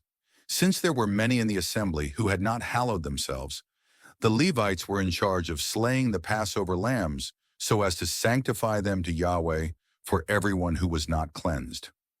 For most of the people, many from Ephraim and Manasseh, Issachar and Zebulun, had not cleansed themselves. So they ate the Passover, yet not according to what is written. Hence Hezekiah prayed for them, saying, Yahweh is good. May he make a propitiatory shelter about everyone who has set his heart to seek after the one, Elohim, Yahweh Elohim of his fathers, though not according to the cleansing rules of the sanctuary. Yahweh hearkened to Hezekiah and healed the people. The sons of Israel who had converged in Jerusalem celebrated the festival of unleavened bread, 7 days with great rejoicing, while the Levites and the priests were praising Yahweh day by day with powerful instruments for Yahweh. Hezekiah spoke to the heart of all the Levites who had proceeded effectively and with good insight concerning Yahweh. They ate the appointed feast for 7 days, sacrificing sacrifices of peace offerings and acclaiming Yahweh Elohim of their fathers. Then all the assembly took counsel to celebrate another 7 days, and so they celebrated 7 more days with rejoicing. For Hezekiah, king of Judah himself, donated for the assembly 1,000 young bulls and 7,000 flocklings, and the chief officials donated for the assembly 1,000 young bulls and 10,000 flocklings, and priests hallowed themselves in abundance. All the assembly of Judah rejoiced, also the priests and the Levites, along with all the assembly coming from Israel, and the sojourners coming from the land of Israel, and those dwelling in Judah. There was great rejoicing in Jerusalem, for since the days of David's son Solomon, king of Israel, nothing like this had occurred in Jerusalem. The Levitical priests rose up and blessed the people. Yahweh heard their voice, and their prayer advanced to his holy habitation, to the heavens. Chapter 31. When all this was finished, all Israel who had converged went out to the cities of Judah and broke down the monuments, hacked down the Asherah poles, tore down the high places and the altars from all Judah and Benjamin, also in Ephraim and Manasseh, until they had finished. Then all sons of Israel returned to their own cities, each man to his holding. Hezekiah assigned the apportionments of the priests and the Levites to officiate according to their apportionments, each one of the priests and the Levites corresponding to his service, for ascent offerings and for peace offerings, to minister and to acclaim and to praise in the gates of the camps of Yahweh.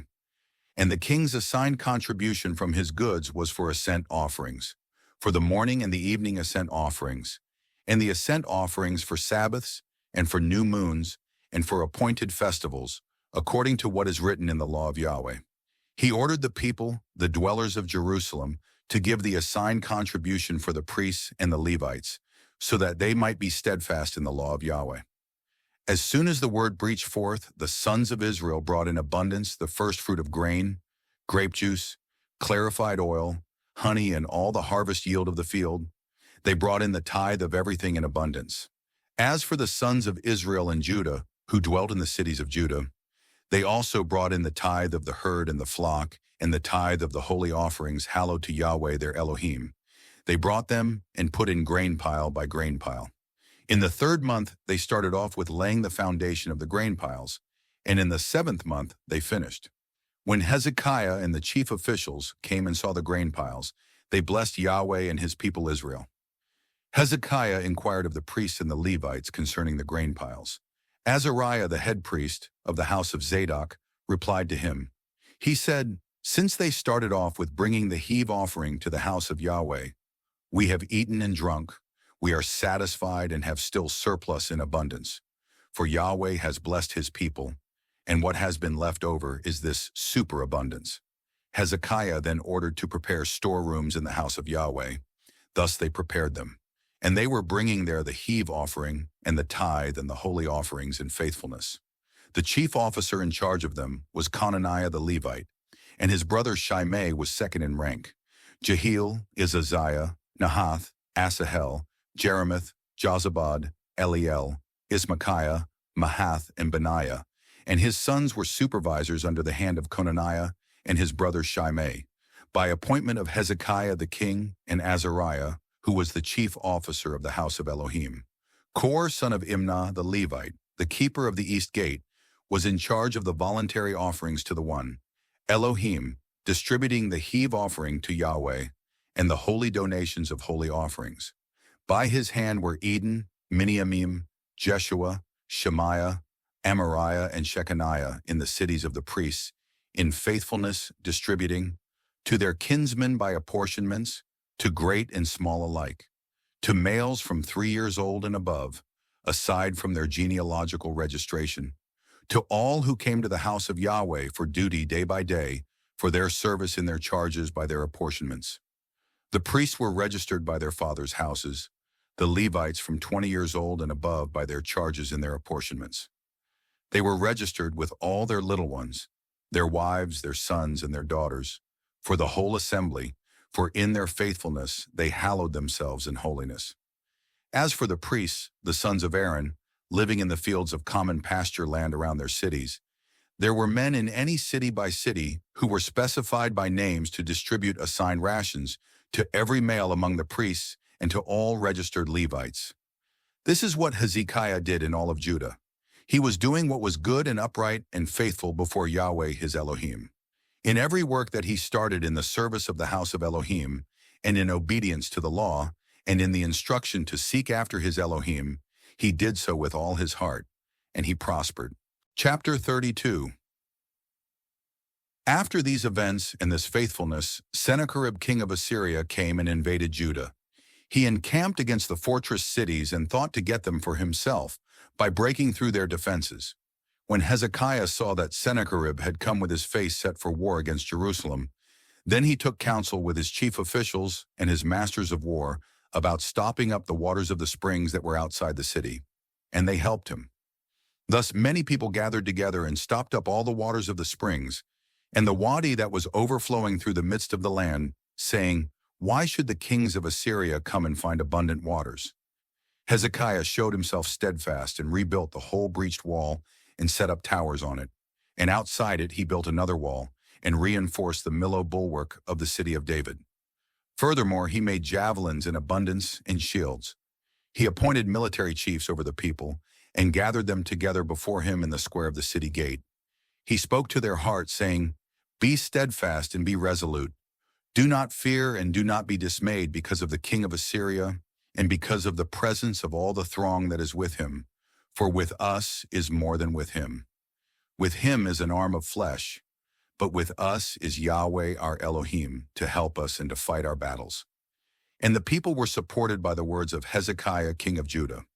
After this, Sennacherib king of Assyria, while he was at Lachish and all his chief rulers with him, sent his officials to Jerusalem to Hezekiah king of Judah and to all of Judah in Jerusalem, saying, "Thus speaks Sennacherib king of Assyria. On what are you trusting that you remain in Jerusalem under siege? Is not Hezekiah alluring you to let you die by famine and by thirst, saying, 'Yahweh our Elohim shall rescue us from the palm of the king of Assyria'?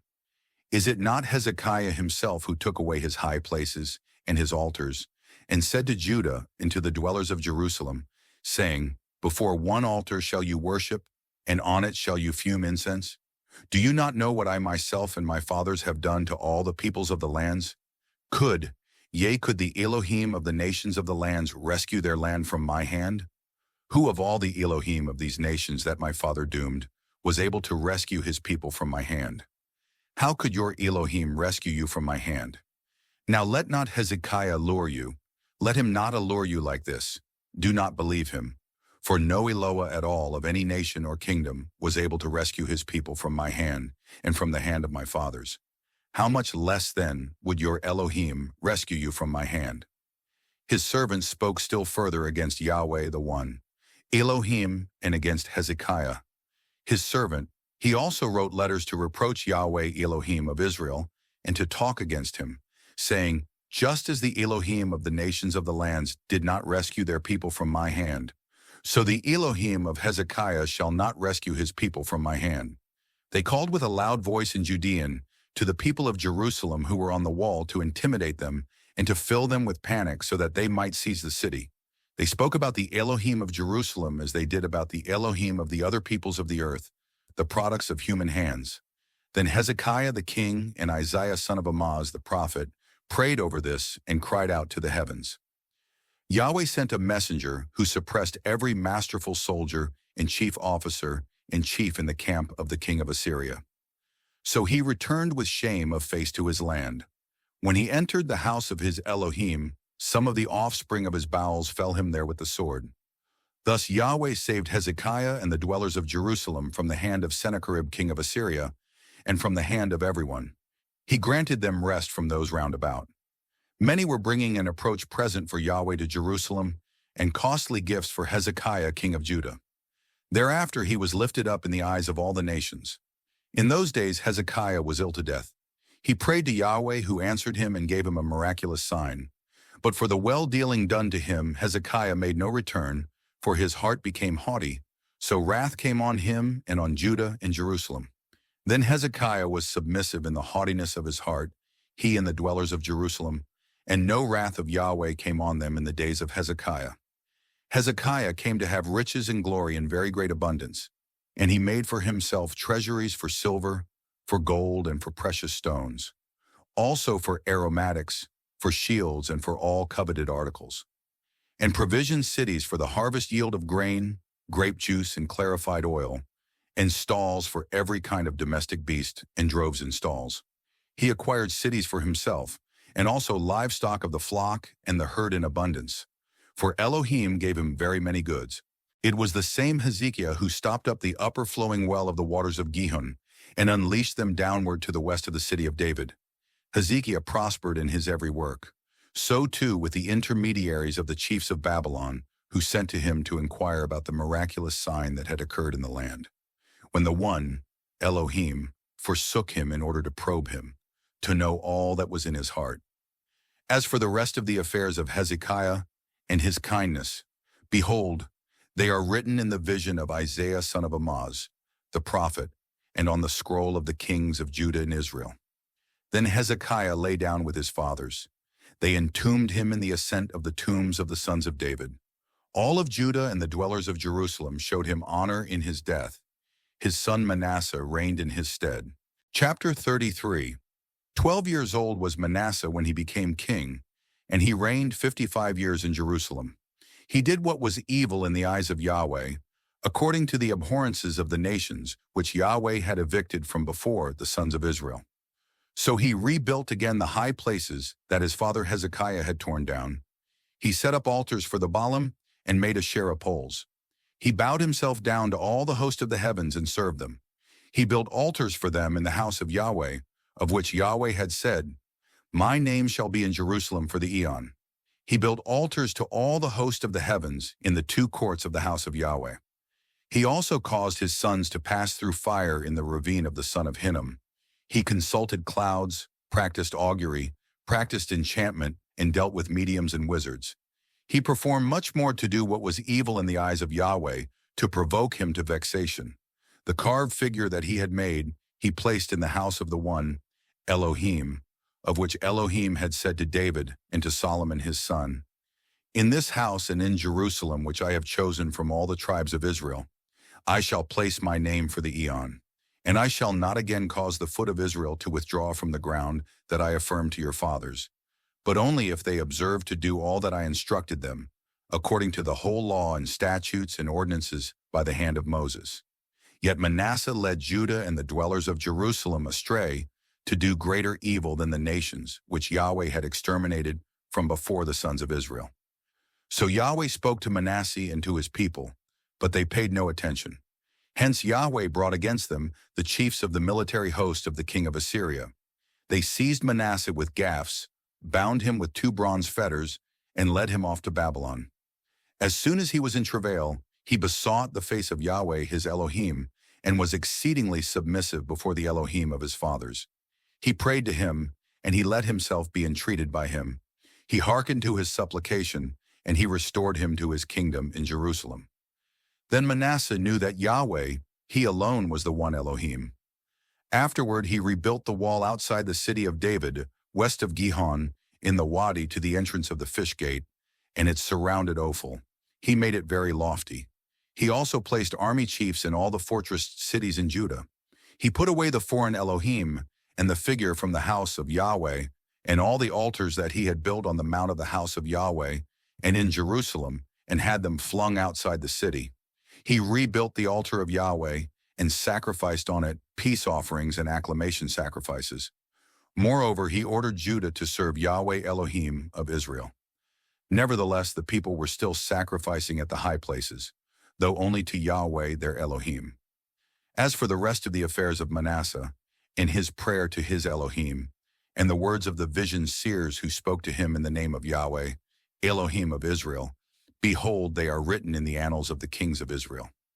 As for his prayer, how Yahweh let himself be entreated by him, and all his sin and his offense, and the places in which he built high places and installed the Asherah poles, and the carvings before he was submissive, behold, they are written in the annals of Hosea. Then Manasseh lay down with his fathers. They entombed him in the garden of his house, and his son Amon reigned in his stead. 22 years old was Amon when he became king. He reigned 2 years in Jerusalem. He did what was evil in the eyes of Yahweh, just as his father Manasseh had done. Amon sacrificed to all the carvings that his father Manasseh had made and served them.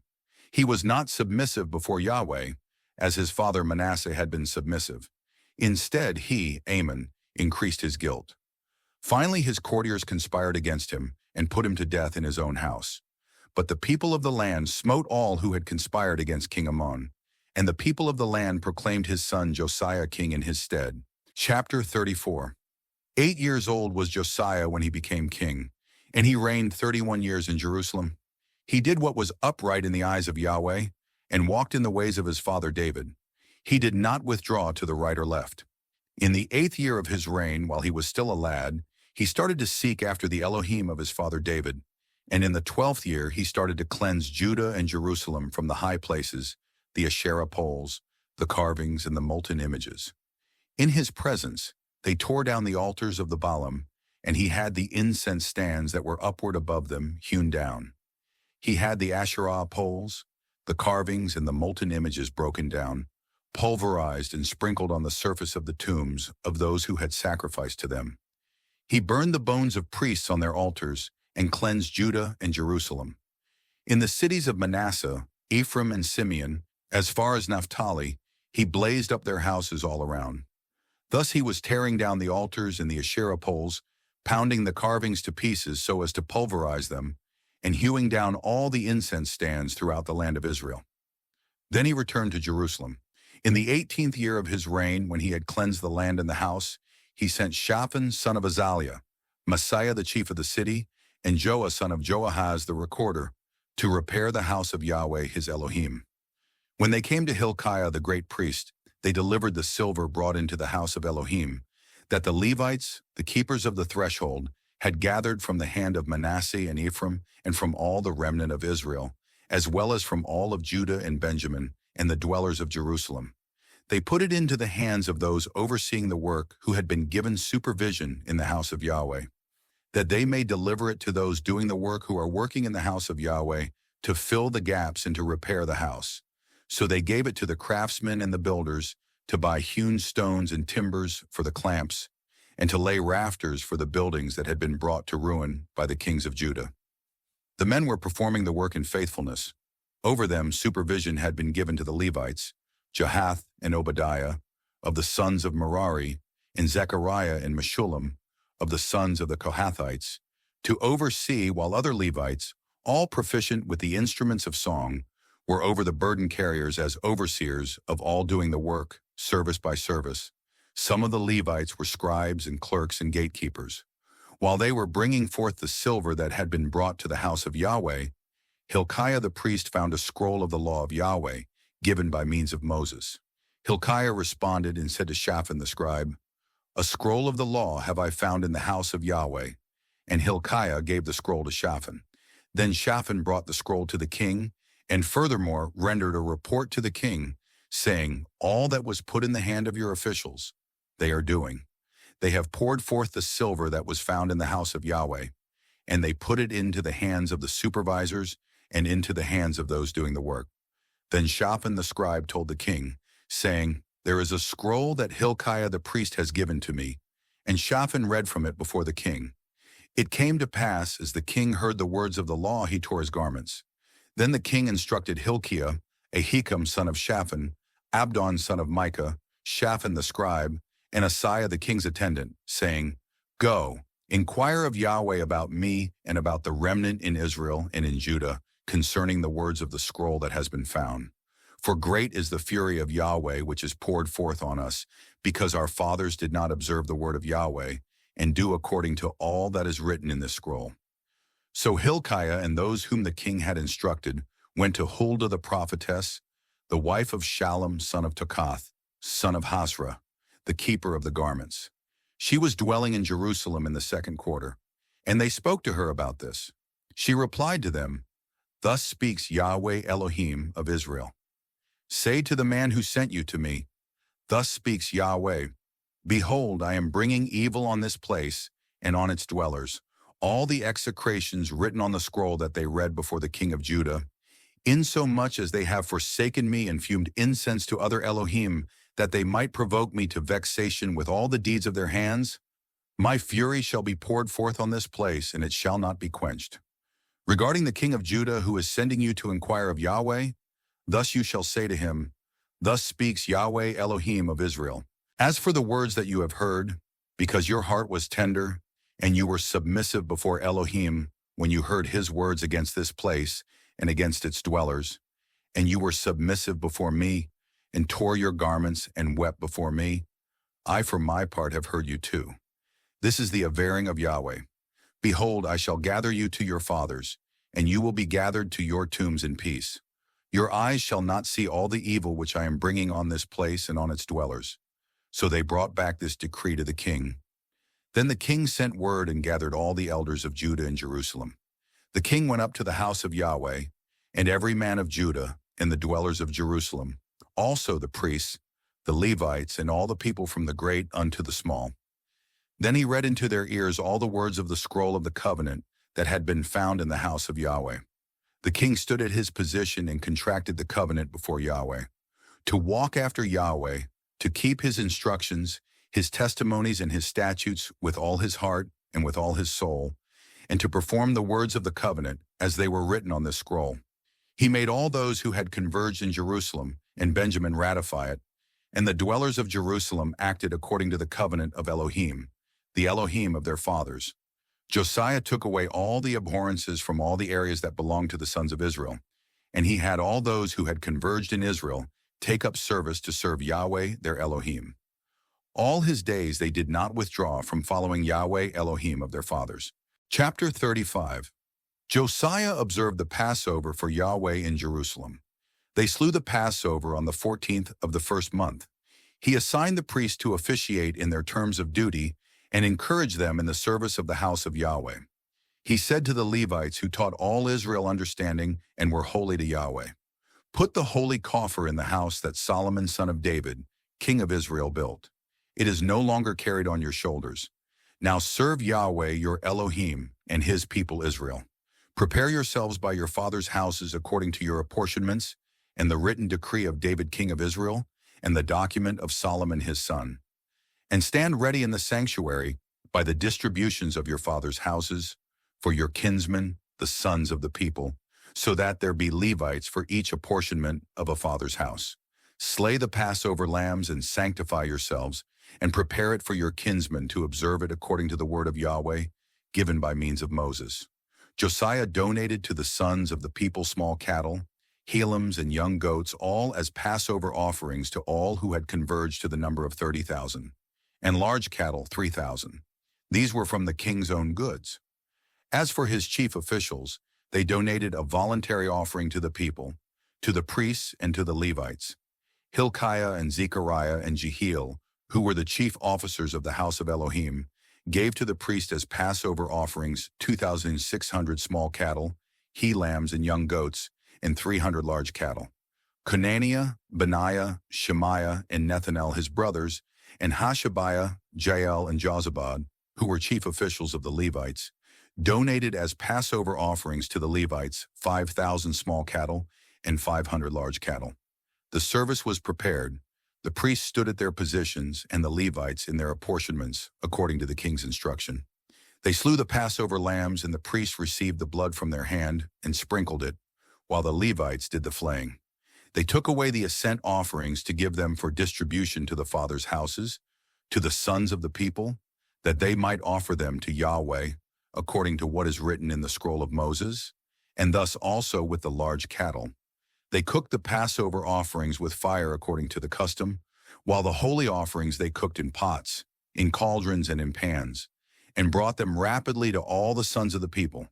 And afterward they made preparations for themselves and for the priests, since the priests, the sons of Aaron, were offering up the ascent offering and the fat portions until night. And the Levites, for their part, made preparations for themselves and for the priests, the sons of Aaron. The singers, the sons of Asaph, were at their standing ground, according to the instruction of David and Asaph, Heman and Jeduthun, the vision seer of the king, and the gatekeepers were at each and every gate. There was no need for them to withdraw from their service, since their kinsmen, the Levites, made the preparations for them. So all the service of Yahweh was prepared that day to observe the Passover and to offer up ascent offerings on the altar of Yahweh, according to the instruction of King Josiah. The sons of Israel who had converged observed the Passover at that time, and the festival of unleavened bread for 7 days. Indeed, no Passover like it had been observed in Israel since the days of Samuel the prophet. None of all the kings of Israel had observed such a Passover as Josiah did, with the priests and the Levites and all Judah and Israel who had converged with the dwellers of Jerusalem. This Passover was observed in the 18th year of the reign of Josiah. After all this, when Josiah had provided for the house, Pharaoh Necho, king of Egypt, went up to fight at Carchemish on the Euphrates, and Josiah marched forth to meet him. But Necho sent messengers to him, saying, "What is there between me and you, king of Judah? It is not against you that I am coming hither today, but against the house with which I am at war. And Elohim himself ordered me to speed up. Forbear for your own sake from interfering with Elohim, who is with me, so he does not ruin you." Yet Josiah would not be deflected from facing him. Instead, he disguised himself to fight him. He would not hearken to Necho's words from the mouth of Elohim, and he came to fight in the valley of Megiddo. Shooters shot King Josiah. Then the king said to his servants, "Pass me along, for I am intensely wounded." So his servants passed him along from the chariot, and had him ride in the second chariot that he had, and conducted him to Jerusalem, where he died, and was entombed in the tombs of his fathers. All Judah and Jerusalem were mourning over Josiah, and Jeremiah composed a dirge for Josiah. All the male singers and the female singers lamented for Josiah in their dirges until today. They made them a tradition in Israel, and they are now written up in the dirges. As for the rest of the affairs of Josiah, and his loyalties according to what is written in the law of Yahweh, his affairs, first and last, behold, they are written on the scroll of the kings of Israel and Judah. Chapter 36. The people of the land took Josiah's son Jehoahaz and proclaimed him king instead of his father in Jerusalem. Joahaz was 23 years old when he became king, and he reigned 3 months in Jerusalem. The king of Egypt deposed him in Jerusalem and fined the land 100 talents of silver and a talent of gold. Then the king of Egypt made his brother Eliakim king over Judah and Jerusalem, and turned his name around to Jehoiakim. Pharaoh Necho took his brother Joahaz and brought him to Egypt, and there he died. Jehoiakim was 25 years old when he became king, and he reigned 11 years in Jerusalem. He did what was evil in the eyes of Yahweh, his Elohim. Nebuchadnezzar, king of Babylon, came up against him. He bound him with 2 bronze fetters to lead him off to Babylon. Nebuchadnezzar also brought some of the vessels of the house of Yahweh to Babylon, and put them in his temple at Babylon. As for the rest of the affairs of Jehoiakim, and his abhorrences which he committed, and what was found against him, behold, they are written on the scroll of the kings of Israel and Judah. Then Jehoiakim lay down with his fathers, and was entombed in the garden of Uzzah with his fathers. His son Jehoiakim reigned in his stead. Jehoiakim was 18 years old when he became king, and he reigned 3 months and 10 days in Jerusalem. He did what was evil in the eyes of Yahweh. At the return of the year, King Nebuchadnezzar sent and brought him to Babylon with the coveted furnishings of the house of Yahweh. He made his kinsman Zedekiah king over Judah and Jerusalem. Zedekiah was 21 years old when he became king, and he reigned 11 years in Jerusalem. He did what was evil in the eyes of Yahweh his Elohim, and he was not submissive before Jeremiah the prophet at the word from the mouth of Yahweh. Furthermore, he revolted against King Nebuchadnezzar, who had made him swear fealty by Elohim. He stiffened his scruff and made his heart resolute rather than turn about to Yahweh Elohim of Israel. Moreover, all the chief officials of Judah and the priests and the people of the land offended with increasing offense according to all the abhorrences of the nations. They defiled the house of Yahweh that he had sanctified in Jerusalem. Yahweh Elohim of their fathers sent word to them early by means of his messengers, and he sent it again, for he took pity on his people and on his habitation. But they continued to sneer at the messengers of Elohim, despising his words and flouting at his prophets until the fury of Yahweh against his people grew up, until there was no remedy. So he brought up against them the king of the Chaldeans, who killed their choice young men with the sword in the house of their sanctuary. He did not spare choice youth or virgin, elder or hoary-headed. He gave them all into his hand. All the vessels of the house of Elohim, large and small, also the treasures of the house of Yahweh, and the treasures of the king and his chief officials, all of them he brought to Babylon. They burned the house of Elohim and tore down the wall of Jerusalem, burned all its mansions with fire, and wrecked all its coveted furnishings.